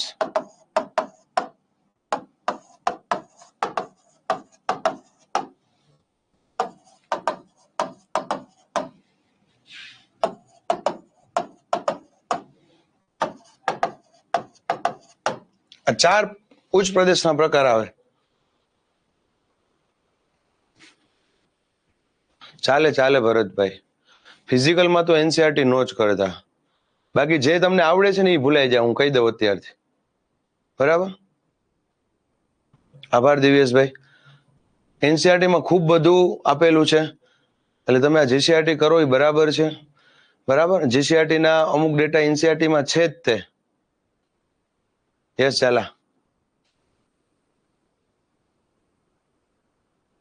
યસ યોગેશભાઈ, ખાલી પીપીટી કરશો તો ચાલશે. આ ટોપિક મેં પહેલા ચલાવી દીધો છે, આ લગભગ ચલાવી દીધો છે મેં ગુજરાતના ઉચ્ચ પ્રદેશમાં. યાદ કરો તો પાછો ચલાવો નહીં.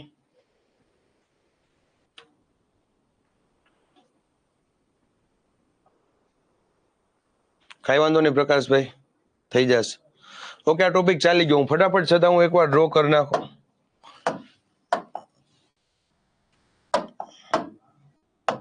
આ માની લ્યો પૃથ્વીની સપાટી છે. પૃથ્વીની સપાટી છે. આ પર્વત છે અને આ ઉચ્ચ પ્રદેશ છે. બરાબર. તો આ પર્વત અને વચમાં શું છે? ઉચ્ચ પ્રદેશ. બંને બાજુ પર્વત, વચમાં ઉચ્ચ પ્રદેશ, તો એને કહેવાય આંતર પર્વતીય ઉચ્ચ પ્રદેશ.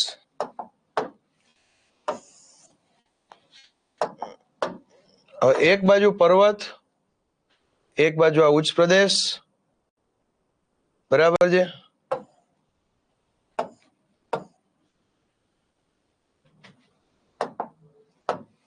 આ પર્વત,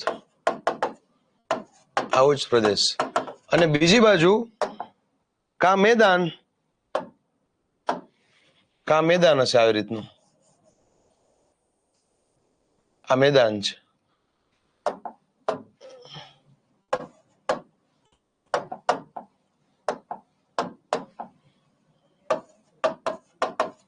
જો મેદાન નહીં હોય તો યાદ કરો, મેં તમને કીધું તું સમુદ્ર છે.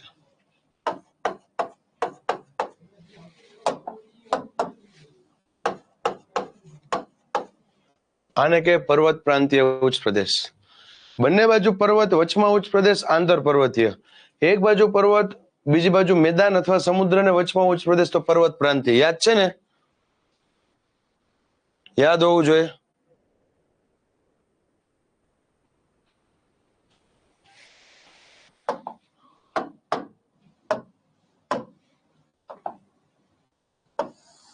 ખંડીય ઉચ્ચ પ્રદેશ સૌથી સહેલામાં સહેલો.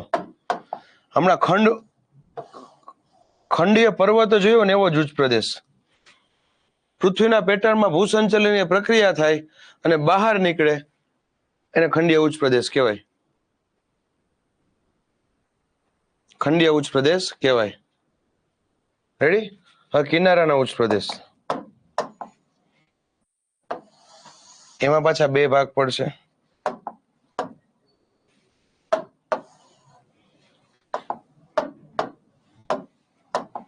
એક બાજુ સમુદ્ર છે, બરાબર, એક બાજુ સમુદ્ર છે ને એક બાજુ આ રીતના ઉચ્ચ પ્રદેશ છે, તો આને શું કહે? કિનારાના ઉચ્ચ પ્રદેશો, બરાબર. અને બીજી કઈ રીતના થશે? આ સમુદ્ર છે, રેડી, અને આ ભાગ નીચે ધસી આવે છે, આ ભાગ આવી રીતના નીચે ધસી આવે છે, હતો ઉપર પણ આ ભાગ અહીંયાથી આમ નીચે ધસી આવે છે. તો અહીંયા જે વ્યક્તિ ઉભેલો છે એના માટે આ શું છે? ઉચ્ચ પ્રદેશ. એને કહેવાય કિનારાના ઉચ્ચ પ્રદેશ. બે રીતે બને, જોઈ લ્યો.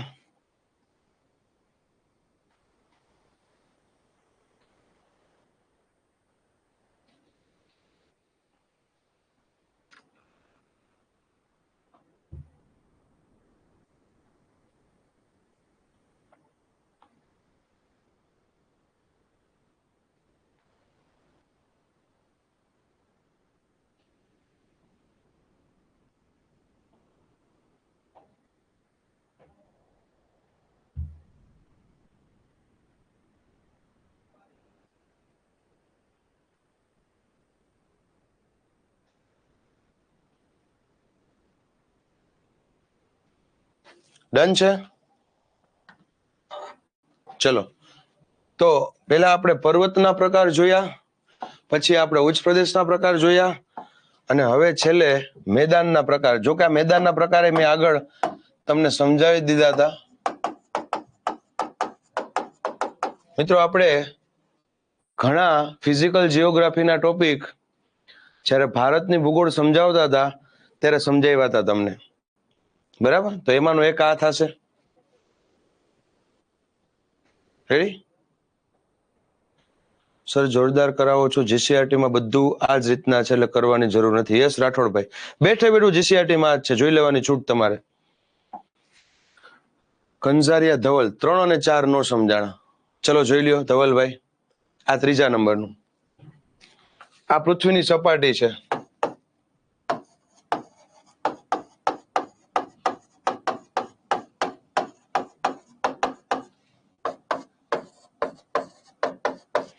હવે યાદ કરો તો ધવલભાઈ, ખંડીય ઉચ્ચ પ્રદેશ યાદ કરો, આ ખંડ પર્વત યાદ કરો તો આ કેમ પેટાળમાંથી, પેટાળની અંદર ભૂસંચલન પ્રક્રિયા થવાના કારણે એક ખંડ ઉચકાઈ આવ્યો હતો, એવી જ રીતના આ ખંડ ઉચકાઈ આવ્યો, પણ એની ઊંચાઈ ઓછી છે, આની ઊંચાઈ ઓછી છે એટલે એ ઉચ્ચ પ્રદેશ કહેવાનું, આની ઊંચાઈ વધારે છે એટલે એ પર્વત કહેવાનું, બરાબર. આ 3 નંબરનું. અને આ 4 નંબરનું કિનારાના ઉચ્ચ પ્રદેશ. કિનારાના ઉચ્ચ પ્રદેશમાં 2 ભાગ પડે, એક આ રીતે બની શકે, એ રીતે બની શકે. એ નામનો ઉચ્ચ પ્રદેશ જે છે કિનારાનો, એ કેવો છે? એક બાજુ દરિયો છે અને એક બાજુ ઉચ્ચ પ્રદેશ છે. એક બાજુ દરિયો છે, એક બાજુ ઉચ્ચ પ્રદેશ છે, એને આપણે શું કહીએ? કિનારાના ઉચ્ચ પ્રદેશ. વાત પૂરી. આમાં કેમ દરિયો હતો એક બાજુ ઉચ્ચ પ્રદેશ ને એક બાજુ પર્વત હતો, પણ આમાં બરાબર ડાયરેક્ટ ઉચ્ચ પ્રદેશ છે, આ બાજુ પર્વત નથી. વાત પૂરી. બીજું, આ દરિયો છે અને જમીનનો એક ભાગ નીચે ધસાઈ ગયો કોઈ કારણથી, પેટાળની અંદર કઈક પ્રક્રિયા થઈ એના કારણે એક ભાગ નીચે ધસાઈ ગયો. તો હવે તમે અહીંયા નીચે ઉભા રહ્યો, બરાબર, ધસાઈ ગયેલા ભાગ એટલે તમારે આમ ઉપર જોવું પડે, તો ઉપર જે જોયો છે ને એ ભાગ છે એને શું કહેવાય? ઉચ્ચ પ્રદેશ. Is it clear Dhavalbhai? જવાબ આપો પછી જ આપણે આગળ વધીએ.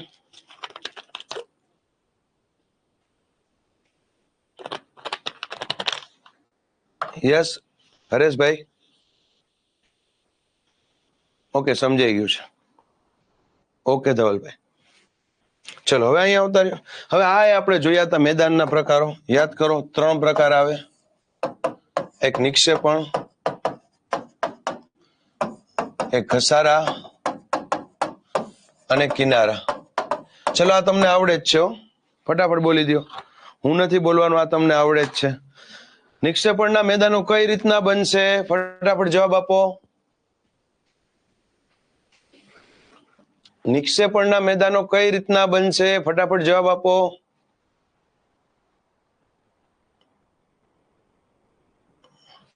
સૌથી વધુ ઊંચાઈ યસ ઉર્મિલાબેન આંતર પર્વતીય. આ તમને આવડે જ છે. નિક્ષેપણના, ઘસારાના અને કિનારાના ખાલી રિવિઝન કરવાનું છે. Very good Haresh Charaniya.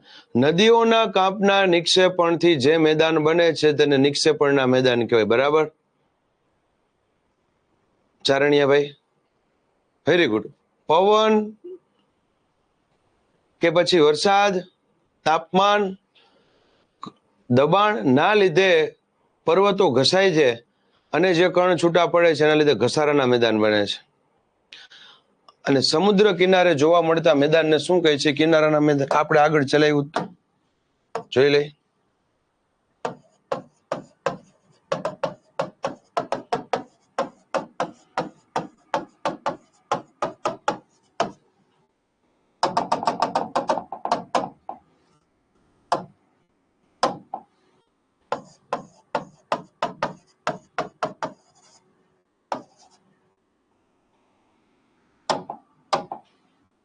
નદીઓના કાંપના નિક્ષેપણથી બને છે.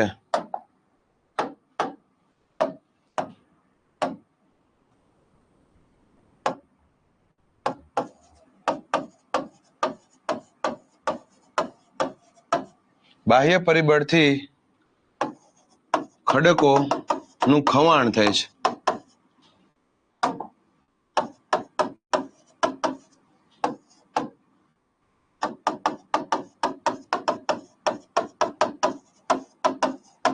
એક પર્વત છે, એના ખડકો હોય પર્વતના, એ ખડકો પર જ્યારે બાહ્ય પરિબળ લાગે અને જે બને છે ને આપણે શું કહીએ છીએ? ઘસારાના મેદાન. અને છેલ્લે કિનારાના મેદાન. સમુદ્ર કિનારે જોવા મળતા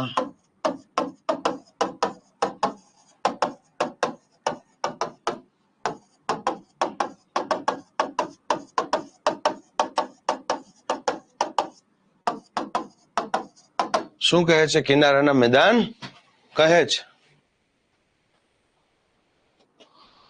જોઈ લ્યો.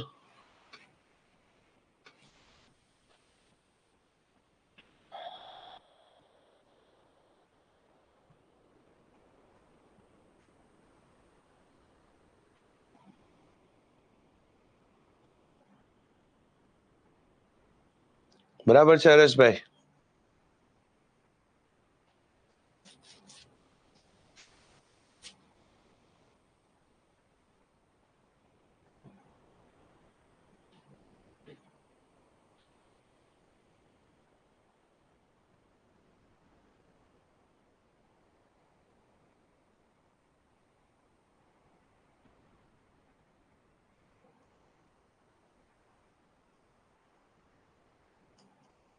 ચલો, તો અહીંયા આપણું દ્વિતીય ભૂમિ સ્વરૂપ પૂરું. ફાટખીણ છે એના કઈ પ્રકાર નથી, એક જ કહેવાય ફાટખીણ, એટલે પતી ગયું. દ્વિતીય શ્રેણીમાં કેટલા આવતા હતા? 4. ફટાફટ રિવિઝન કરું, સાંભળો.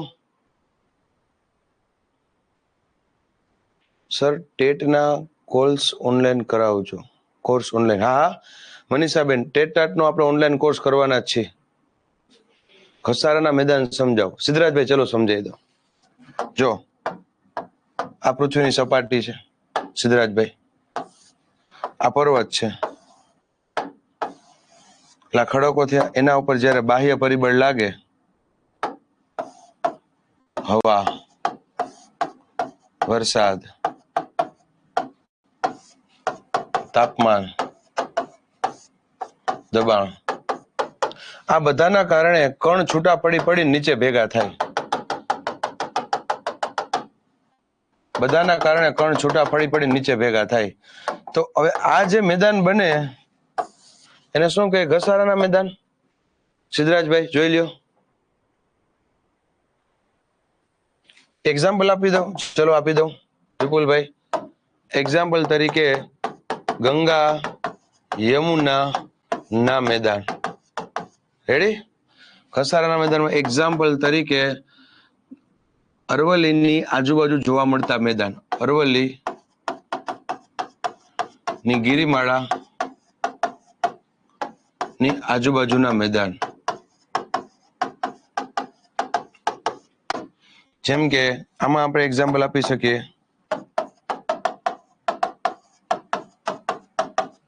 કોરોમંડલ તટ, બરાબર, કોરોમંડલ તટ ની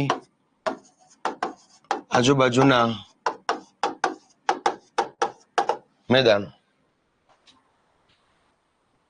જો દિવ્યેશભાઈ, તાપમાન ને દબાણ પ્રત્યક્ષ રીતે નહીં, પરોક્ષ રીતે, આને પરોક્ષ રીતે કહેવાય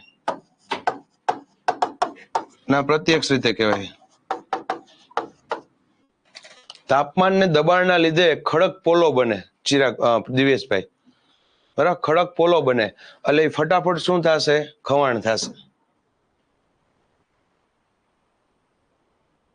હવગાહોનું મેદાન સમજાણું નહીં વાઘેલા? ચલો આ ક્લિયર?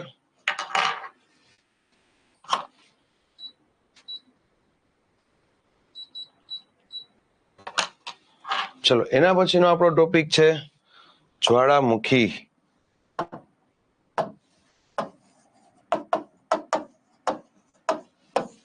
જ્વાળામુખી સિમ્પલ છે, હમણાં મેં તમને સમજાવ્યું એના આધારે તમને ખબર પડી જ જશે, બરાબર, પણ થોડુંક ડિટેલમાં સમજાવવું છે. પેલા જે ટોપિક ચાલી ગયો આપણો, આ ટોપિક પૂરો, ભૂમિ સ્વરૂપો, એનું ફરી પાછું રિવિઝન કરું છું. પ્રથમ શ્રેણીના ભૂમિ સ્વરૂપો મહાસાગર અને ભૂમિખંડ. એ મહાસાગર અને ભૂમિખંડ પર જ્યારે આંતરિક બળ લાગે, આંતરિક બળ, એના લીધે દ્વિતીય શ્રેણીના ભૂમિ સ્વરૂપો બને. ક્યાં બને? પર્વતો, ઉચ્ચ પ્રદેશો, મેદાનો અને ફાટખીણ. આ દ્વિતીય શ્રેણીના ભૂમિ સ્વરૂપો પર જ્યારે બાહ્ય પરિબળ લાગે, ઓલું આંતરિક પરિબળ લાગતું હતું, હવે બાહ્ય પરિબળ. એ બાહ્ય પરિબળમાં કયા ઘટકો આવે? હવા છે, વરસાદ છે, નદીઓ છે. એ બાહ્ય પરિબળના કારણે તૃતીય શ્રેણીનું ભૂમિ સ્વરૂપ બને, જેમ કે વી શેપ વેલી, યુ શેપ વેલી, બરાબર, જળ ધોધ અને રેતીના ઢુવા, આ મુખ્ય કહી શકાય. પછી આમે વ્યાખ્યા આપી, પ્રથમ શ્રેણીના ભૂમિ સ્વરૂપ ક્યાં છે, દ્વિતીય શ્રેણીના ક્યાં છે, તૃતીય શ્રેણીના. હવે ડિટેલમાં એક જ જોવાનું હતું, નથી પ્રથમ શ્રેણીનું જોવાનું, નથી દ્વિતીય શ્રેણી, તૃતીય શ્રેણી જોવાનું, દ્વિતીય શ્રેણીનું. તો દ્વિતીય શ્રેણીમાં 4 હતા: પર્વત, ઉચ્ચ પ્રદેશ, મેદાનો, ફાટખીણ. ફાટખીણના કોઈ પ્રકાર નથી એટલે જવા દો. તો વધ્યા ક્યાં? 3. પર્વતના કેટલા પ્રકાર? 4 સાહેબ. ક્યાં? ગેડ પર્વત, ખંડ પર્વત, જ્વાળામુખી પર્વત, ઘુમટાકાર પર્વત. હાલો, વાત પતી ગઈ, બરાબર. હવે કયું આવ્યું? તો કે ઉચ્ચ પ્રદેશ. ઉચ્ચ પ્રદેશના કેટલા પ્રકાર? 4. એ ગુજરાતમાં તમને સમજાવ્યા હતા: આંતર પર્વતીય, પર્વત પ્રાંતીય, ખંડીય ઉચ્ચ પ્રદેશ અને કિનારા ઉચ્ચ પ્રદેશ. છેલ્લે કેવું હતું? મેદાન. મેદાનના કેટલા પ્રકાર? 3. ઘસારાના મેદાન, કિનારા મેદાન અને નિક્ષેપણના મેદાન. એ પેટા પ્રકાર કહેવાય ભરતભાઈ, બરાબર. એનું પેટા પ્રકાર કહી શકીએ. નિક્ષેપણનું જ પેટા પ્રકાર. સર, અત્યાર સુધીમાં તમે 3 થી 4 વાર રિવિઝન કરાવ્યું. યસ હરેશભાઈ, બરાબર, એના લીધે આવડી ગયું તમને. ખૂબ સરસ. હવે હરેશભાઈ, રિવિઝન શું કામ કરાવ્યું? તમે આભાર વ્યક્ત કર્યો, યુ આર વેલકમ. પણ સમજો, આ તમે ફર્સ્ટ ટાઈમ ભણો છો, પ્રથમ શ્રેણી ને દ્વિતીય શ્રેણી, તો રિવિઝન નહીં કરાવું તો મગજમાં નહીં ઉતરે. અને આ ટોપિક જે છે ને, મેં છેલ્લા ટોપિકથી શરૂ કર્યું છે. હમણાં વિદ્યાર્થી મિત્રએ કીધું કે સાહેબ આપણે પૃથ્વીની આંતરિક સંરચના થોડુંક અઘરું પડે, એટલે ધીરે ધીરે આપણે ફિઝિકલ જીઓગ્રાફીમાં લેવલ હાઈ કરીશું. ચલો, જ્વાળામુખી શું છે? સિમ્પલ છે મિત્રો. આ પૃથ્વીનું પેટાળ છે મિત્રો, આ પેટાળ છે. એ પૃથ્વીના પેટાળમાં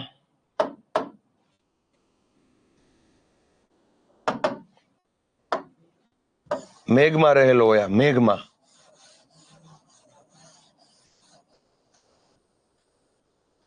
શું રહેલો હોય? મેઘમાં.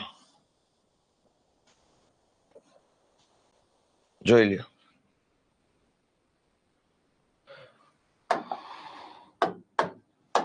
ક્લિયર? ટેટની ભરતી આવવાની છે, આ આવશે. તમારે નિકિતાબેન કેટલા માર્ક્સ થાય છે? એક્ઝામ આપી હતી છેલ્લે ટેટની, એમાં ટેટની ભરતી આવવાની છે, ફાઇનલ છે. ચલો, હવે ધ્યાન રાખો. હરેશભાઈ, ચિરાગભાઈ, ભરતભાઈ. હવે પહેલો ક્વેશ્ચન એ થાય સાહેબ જ્વાળામુખી જે છે જ્વાળામુખી એમાં રહેલો જે મેગ્મા છે, યસ ચિરાગભાઈ જ સમજાવું છું. આ મેગ્મા જે છે કઈ રીતના બને? કોઈ કહેશે પેટાળમાં મેગ્મા કઈ રીતના બને? સમજાવો.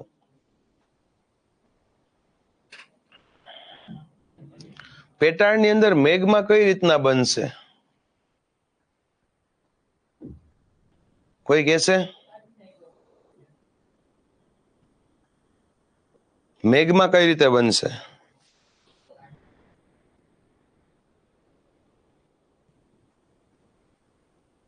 કોઈ નહીં?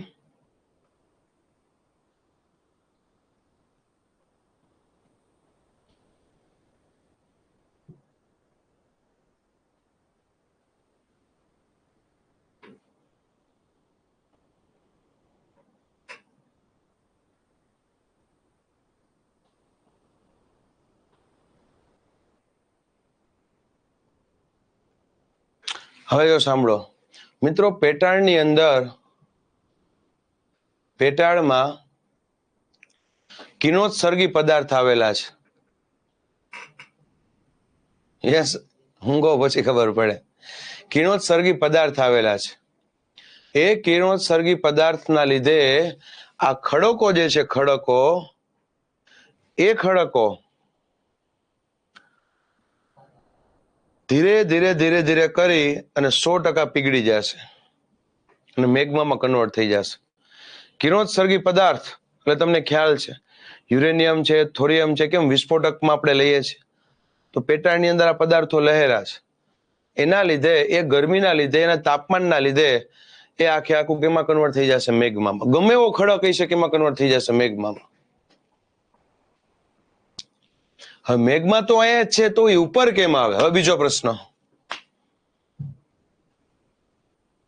વધુ ગરમીના કારણે ખડકો પીગળી જશે, બરાબર છે ભરતભાઈ, ભરત કોડિયાતર. હવે એ મને કયો કે આ ઉપર કઈ રીતના ગતિ કરશે? આ મેગ્મા છે ઉપર કઈ રીતના ગતિ કરશે? એ તમે કયો.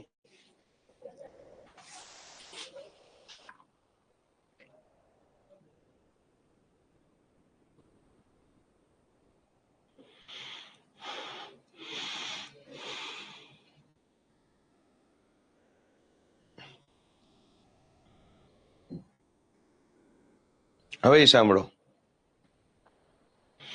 કઈ રીતના ગતિ કરે છે. એની પાછળનું કારણ છે ને વરાળ છે. વરાળ છે, સમજો. પૃથ્વીની સપાટી છે ને, સપાટી, એમાં ક્યાંક ને ક્યાંક ખાંચ રહી ગઈ હોય. એ ખાંચમાંથી, એ તિરાડમાંથી ધીરે ધીરે ધીરે ધીરે ધીરે ધીરે પાણી, બરાબર, એ નીચે ઉતરે છે. મિત્રો, આ ધીરે ધીરે ધીરે ધીરે પાણી જે છે એ નીચે ઉતરે છે. આ રીતના આ ખાંચ બધી છે,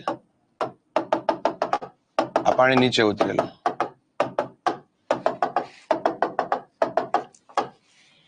પાણી નીચે ઉતરેલું. હવે એ પાણી જે છે એ કેના સંપર્કમાં આવ્યું? મેગ્માના સંપર્કમાં. જેવું મેગ્માના સંપર્કમાં આવે, સાંભળજો પ્રકાશભાઈ, જેવું મેગ્માના સંપર્કમાં આવે એટલે પાણી કન્વર્ટ થઈ જાય વરાળમાં. કેમાં કન્વર્ટ થઈ જાય? વરાળમાં. આ પાણી છે અને આ બધી વરાળમાં કન્વર્ટ થઈ ગઈ. હવે બહાર નીકળશે.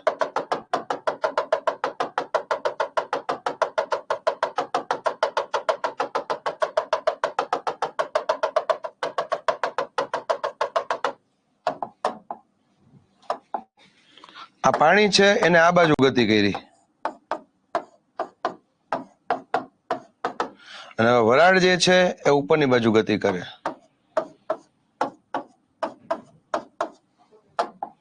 મિત્રો, આટલું મસ્ત ડ્રો કરીને સમજાવું ને તમને, જ્વાળામુખી કોઈ દી ભૂલાશે જ નહીં. આ પાણી,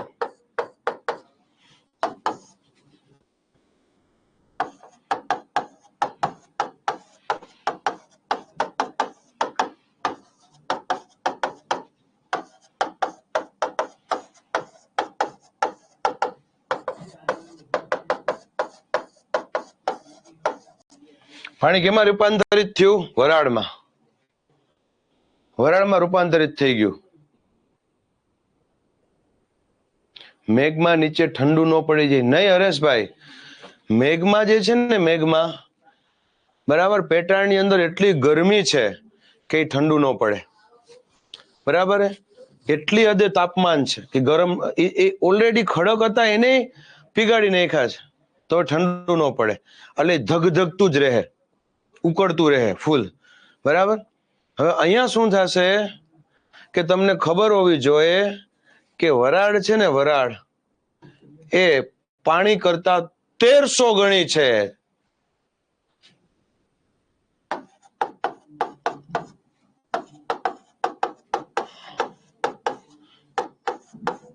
તેરસો ગણી. તો 1 લીટર પાણી હોય તો સામે 1300 વરાળ થાય. આ જસ્ટ એમ સમજવા માટે. નીચે 1 લીટર જ પાણી ભૂગ્યું હતું પણ એ 1300 ગણું થઈ ગયું વરાળના સ્વરૂપમાં. 1300 ગણું. હવે વરાળ જે છે ને જગ્યા જોઈ છે બહાર નીકળવા. સમજજો હરેશભાઈ, હવે વરાળને અંદર રહી શકાય એમ નથી, બહાર નીકળવું પડે એમ છે. યાદ કરો કુકર. આપણા ઘરે જ્વાળામુખી સમજવું હોય ને એટલે તમે ઘરે ખીચડી માટેનું કુકર મૂકો છો ને એને સમજી લ્યો. અડધો ગ્લાસ આપણે પાણીનો કે 1 ગ્લાસ પાણીનો મૂકીએ છીએ પણ સીટીયું 4-5 વાગે છે. કેટલી વરાળ નીકળ્યા રાખે, કેટલી નીકળ્યા રાખે. બરાબર છે. એ 1 બાઉલ પાણી તમે મૂકવું હોય ને એ 1300 બાઉલમાં કન્વર્ટ થાય છે વરાળના. સમજો. હવે વિચારો તો કે જો એ ત્યાં તમે સીટી ન મૂકી હોય અને પાણી છે વરાળમાં કન્વર્ટ થયા રાખે તો વરાળ જે છે એ તો પાણી કરતા વધુ જગ્યા રોકે, કેમ કે 1300 ગણી થાય. તો સીટી ઉચકાશે નહીં, સેફટી વાલ ઉચકાશે નહીં તો કુકર ફાટશે. 2-3 કિલોમીટર સુધી સંભળાય. બરાબર કે ખાલી જગ્યા ભાઈને ત્યાં કુકર ફાટ્યું. યસ, ગર્લ્સ ને ખાસ અનુભવ હોય. બૂમ બૂમ બ્લાસ્ટ થશે. હે પણ એ બ્લાસ્ટ થવા દેવું નથી આપણે. અહીંયા ભલે થતું. હવે અહીંયા વરાળ જે છે એ અંદર સમાતી નથી, એ વરાળને બહાર નીકળવું છે એટલે વરાળ બહાર નીકળે છે. જ્યારે વરાળ બહાર નીકળે કેમ આપણે સીટી જે છે સીટી વાગે એટલે વરાળ બહાર નીકળતી હોય તો એની અંદર રહેલું તેલ છે કે નાનું મોટું જે કંઈ પણ હોય થોડું બહાર નીકળતું હોય. તો અહીંયા પણ જ્યારે વરાળ બહાર નીકળશે બરાબર ત્યારે પોતાની સાથે મેઘમાને લઈ જશે, પોતાની સાથે મેઘમાને લઈ જશે. સમજાય છે? એટલે હવે ધીરે ધીરે મેઘમાય બહાર નીકળશે. અમને એ કે લઈ જાવ તમે. ફૂલ ધગધગતો મેઘમાં હારવાર બહાર નીકળે છે. ધગધગતો મેઘમાં હારવાર બહાર નીકળે છે. આ નીકળો વરાળની હારવાર. બરાબર. એટલે એક બાજુ વરાળ નીકળે, એક બાજુ મેઘમાં નીકળે અને વરાળ તો અદ્રશ્ય થઈ જશે. બરાબર. વરાળ આગળ જતા શું થઈ જશે? અદ્રશ્ય થઈ જશે. જેમ કે હું એ વરાળ ડ્રો કરું, આખી વરાળ નીકળી.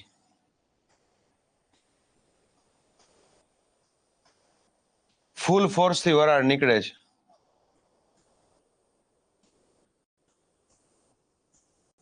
રેડી? આ વરાળ નીકળી તો વારવાર કેને લઈ જશે? મેઘમાને લઈ જશે.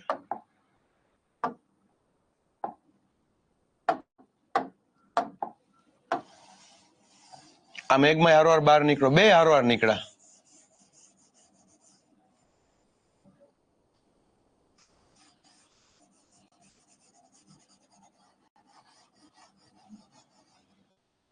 રેડી? પણ તમને ખ્યાલ છે વરાળ દેખાતી નથી, વરાળને આપણે જોઈ શકીએ નહીં. એટલે હવે હું વરાળ જે છે એને રિમૂવ કરું છું. વહી ગઈ વરાળ, જોઈ લ્યો. જો એક ઝેડો મસ્ત સમજાવું છું. આ વરાળ છે, પાછળ વરાળ રહી જોજો. અને હવે શું થશે? વરાળ વહી ગઈ, વરાળ વહી ગઈ. તો વરાળ વહી ગઈ તો હવે આ કઈ મેઘમાં વયો નહીં જાય. હારવાર જે બહાર નીકળેલો છે મેઘમાં નહીં વયો જાય, એ તો રહે જ તે. અને એ ચારે બાજુ ફેલાવાનો હજીનું ફેલાવાનું કામ ચાલુ છે. અને પર્વત બનાવવાનો. આગળ જતા શું બનશે? બરાબર, આ જ્વાળામુખી જે છે આગળ જતા શું બનાવશે? પર્વત બનાવશે, જેને તમે જ્વાળામુખી પર્વત તરીકે ઓળખો છો. જોઈ લ્યો, આ રીતના આખો બની ગયો આપણો પર્વત.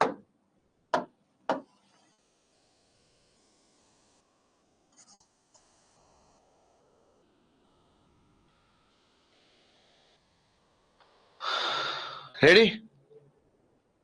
આને મિત્રો કહેવાય જ્વાળામુખી નળી.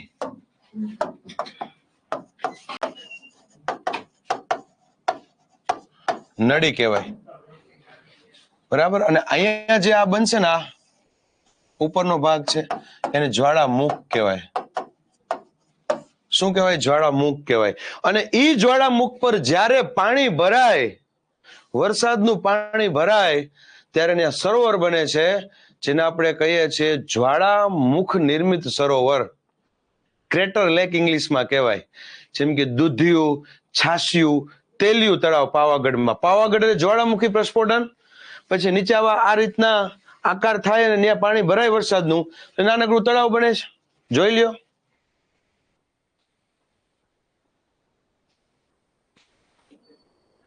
મેઘમાં ઠંડો ક્યારે પડે? જો ચિરાગભાઈ, આ તો ધગધગતો મેઘમાં હોય.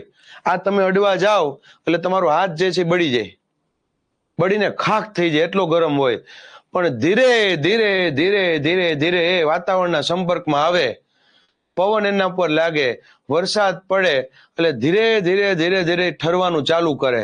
અને એક સમય એવો આવે કે આખે આખો ઠરી જશે. ઠરી જાય પછી પર્વતમાં કન્વર્ટ થઈ જાય, જેમ કે પાવાગઢ, ચોટીલા, ગિરનાર. હવે જ્વાળામુખીમાં અંદરથી લાવા નીકળતો નથી, પણ એક જ જગ્યા એવી છે ભારતમાં કે જ્યાં હજી જ્વાળામુખીનું પ્રસ્ફોટન થાય જ રાખે, થાય જ રાખે, થાય જ રાખે. એ કયું છે? બેરન દ્વીપ. કયો છે? બેરન દ્વીપ. તો આ ક્લિયર હોવું જોઈએ. યસ હરેશભાઈ. સર હવે લાઈફ ટાઈમ નહીં ભૂલાય. Yes yes. લાવા અને મેગ્મામાં શું ફરક? યસ રોહિતભાઈ, ખૂબ સરસ. ડાંગમાં કઈ નથી દિવ્યેશભાઈ, ડાંગમાં એક પણ જ્વાળામુખી પર્વત નથી. બરાબર. હવે જોજો, ખૂબ સરસ પૂછ્યો પ્રશ્ન કે લાવા અને મેગ્મામાં શું ફરક છે.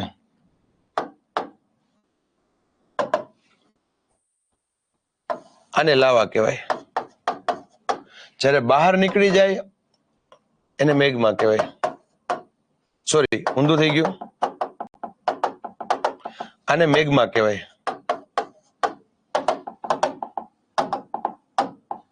અલગ કલરની પેન યુઝ કરું એટલે તમને સીધું મગજમાં ઉતરે. આને મેઘમા કહેવાય.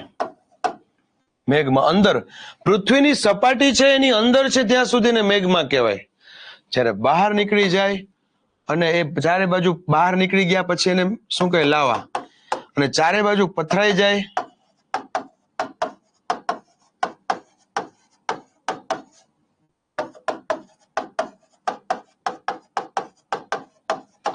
ચારે બાજુ પથરાઈ ગયા પછી શું કહે? લાવા રસ કહેવાય.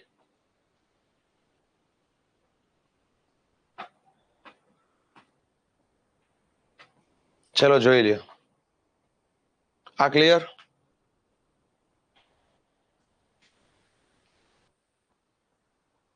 ભારતમાં એકમાત્ર જ્વાળામુખી હજુય સક્રિય છે, નીકળા રાખે નીકળા રાખે નીકળા રાખે, એ બેરન દ્વીપ. પણ એટલું બધું નથી, ધુવાળા થોડા થોડા નીકળે છે. તમને એમ થાય છે આમ ગોટાના ગોટા ને આમ બરાબર ખટારાના ખટારા જે છે નીચે અંદરથી આવતું છે. ના, એટલું નથી આવતું, ખાલી આમ ધુવાળા નીકળે થોડા થોડા. એટલે એનો મિનિંગ એવો કે તળિયે હજી ચાલુ છે પ્રોસેસ. બરાબર. બહાર આમ ચારે બાજુ આમ ફુવારા થતું હોય એવું નથી. તમને પાછું મગજમાં એવું થાય. લાવામાં ખનિજ ન હોય વિપુલભાઈ, પણ જ્યારે ખડક બની જાય એમાંથી આગળ જતા ખનિજ બને. જોઈ લ્યો.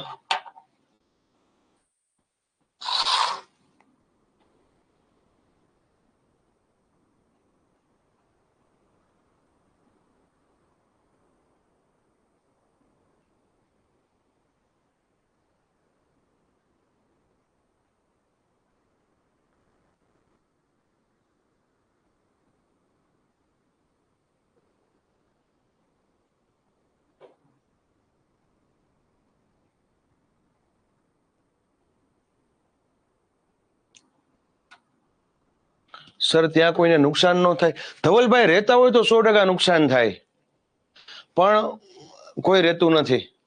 અને હું બહુ ઓછું જોવા મળ્યું હોય ક્યાંય કોઈ રહેતા હોય ને ત્યાં અચાનક આવી રીતના જ્વાળામુખીનું પ્રસ્ફોટન થયું. જો અહીં 2-3 વિદ્યાર્થી બોલ્યા હતા જ્વાળામુખી ફાઇટો. જ્વાળામુખી ફાઇટો ન કહેવાય, આપણો દેશી શબ્દમાં નહીં ચાલે. ભલે આપણે રૂટીન લેંગ્વેજમાં બોલીએ એ વાંધો નહીં, પણ મેઇન્સ લખો ને ત્યારે જ્વાળામુખી ફાઇટો નહીં, પ્રસ્ફોટન થયું એવું બોલજો. જ્વાળામુખીનું ઇરપ્શન થયું, બરાબર. ઇંગ્લિશમાં લખે વોલ્કેનો ઇરપ્શન. વોલ્કેનો બ્લાસ્ટ નથી લખતું, બરાબર. બોમ્બ હોય ને એનું બ્લાસ્ટ થાય, જ્વાળામુખી બ્લાસ્ટ નથી થતો, જ્વાળામુખીનું તો પ્રસ્ફોટન થાય છે.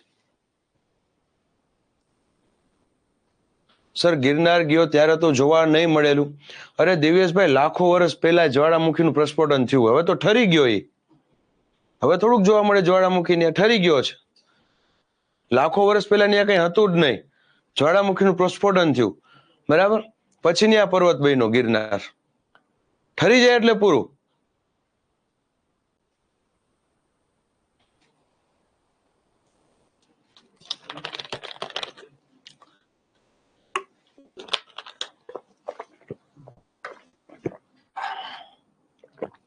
યસ વાઘેલા, નિષ્ક્રિય જ્વાળામુખી હોય ને ત્યાં તળાવનું નિર્માણ થાય. બધે થાય એવું જરૂરી નથી, પણ જો પાવાગઢમાં થયું દૂધિયું, છાસ્યું, તેલિયું તળાવ, બરાબર. આમ છે ને આપણા ઘરે પેલું બાઉલ ન હોય, તાંસણી આપણે ખબર તાંસણી કહીએ, એવો આકાર આમ થાય. એટલું બધું ઊંડું ન હોય એવો આકાર થાય, અને એમાં જયારે પાણી ભરાય ત્યારે નાનકડું એવું તળાવ બને. દિવ્યેશભાઈ ચિંતામાં હતા કે સાહેબ હું ક્યાંક ગિરનાર જાઉં અને અચાનક ગિરનારમાં ફરી પાછો સક્રિય થાય તો જ્વાળામુખી. એમ સક્રિય ન થાય. નહીં કિશનભાઈ, આ વખતે ટાઈમ જ નથી મળ્યો. પછી જ્વાળામુખીના 3 પ્રકાર છે. એક સક્રિય જ્વાળામુખી છે,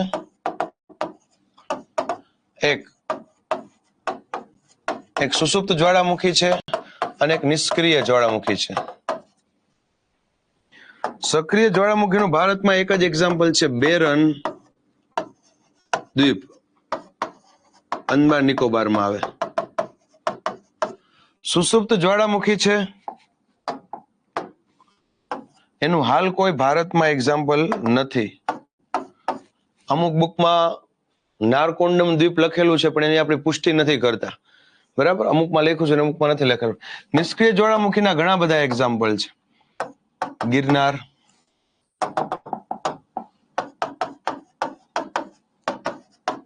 પાવાગઢ, ચોટીલા, જોઈ લ્યો.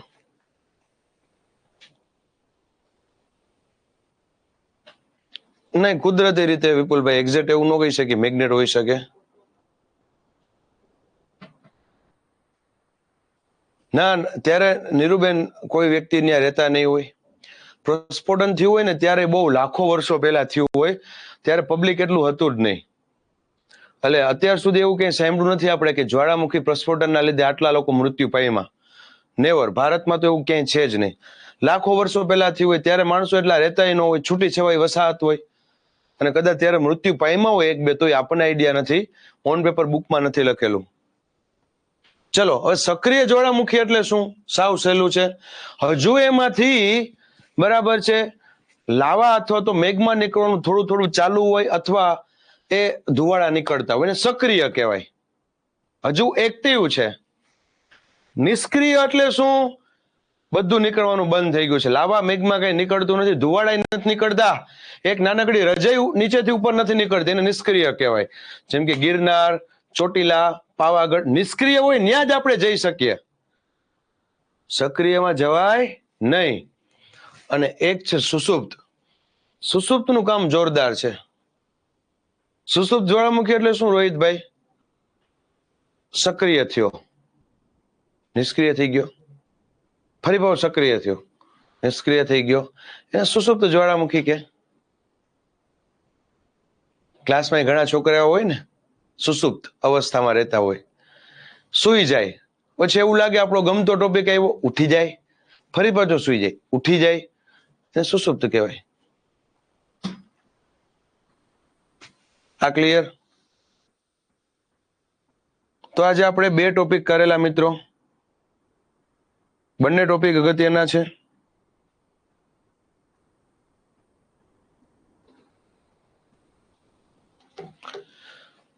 કિશનભાઈ કે છે નિષ્ક્રિય ક્યારે સક્રિય થાય નહીં ને?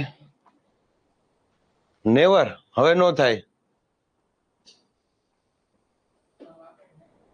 ખરેખર મારી સાથે એવું જ થાય છે. હા, સુસુપ્ત અવસ્થામાં બહુ રહે છે છોકરાઓ. ના નીરુબેન, હવે સક્રિય નો થાય. ના, કાલે મારો લેક્ચર નથી મિત્રો, કાલે મારો લેક્ચર નથી, પૂછી લીધું. આભાર આભાર વાઘેલા.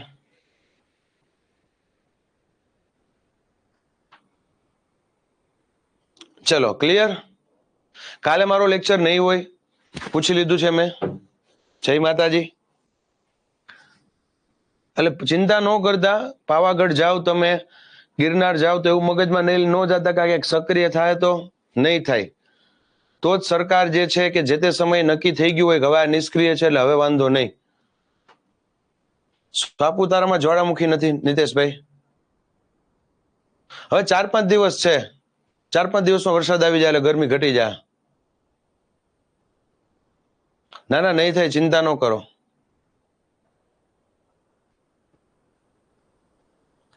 ભૌતિક ભૂગોળમાં કેટલા લેક્ચર થશે એવું આપણે કહી ન શકીએ. ચાંદનીબેન કે તમારે કે ચાંદનીબેન ને બસ કેટલા લેક્ચર થાય.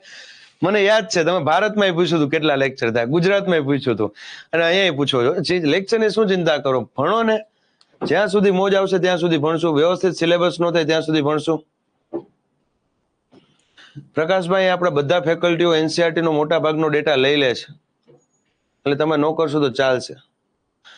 આવતીકાલે તમારો લેક્ચર જે છે એ મારો નથી. રેડી? હવે થોડું ઘણું જે છે એ તમે બરાબર પીપીટીમાં તમારી રીતે જોઈ લેજો. પીપીટીમાં વ્યવસ્થિત રીતે બધું આપેલું છે, બરાબર. એમાં એક્ઝામ્પલ વધુ તમારે જોતા હોય તો વધુ એક્ઝામ્પલ પણ આપેલા છે.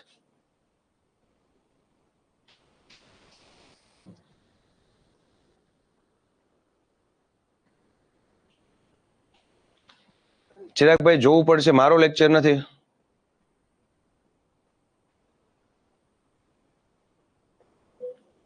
લેક્ચરના ટાઈમ ટેબલ નું વાત કરું, બરાબર. ચલો અહીંયા સુધી રાખીએ. નેક્સ્ટ લેક્ચરમાં અત્યારે આ નવો ટોપિક સ્ટાર્ટ નહીં થાય. નેક્સ્ટ લેક્ચરની અંદર આપણે ભૂકંપ છે, બરાબર છે, ચક્રવાત છે, ખડક અથવા તો રોક સિસ્ટમ છે એ જોવાનું છે, બરાબર. એટલે એ આખા ટોપિક પૂરા થઈ જાય પછી એક સ્ટેપ આગળ જશું, એટલે થોડાક અઘરા ટોપિક ચાલુ કરશું, એના પછી અઘરા ટોપિક, આ રીતના સ્ટેપ બાય સ્ટેપ ઉપર ચડીશું. જો ભૌતિક ભૂગોળનો ખોટો ડર હતો, બરાબર, જરાય અઘરું લઈ ગયું? એકવાર ફટાફટ કમેન્ટ્સ કરો તો જરાય અઘરું લઈ ગયું? કાલે કદાચ નિર્મિત સરનો હશે. હા,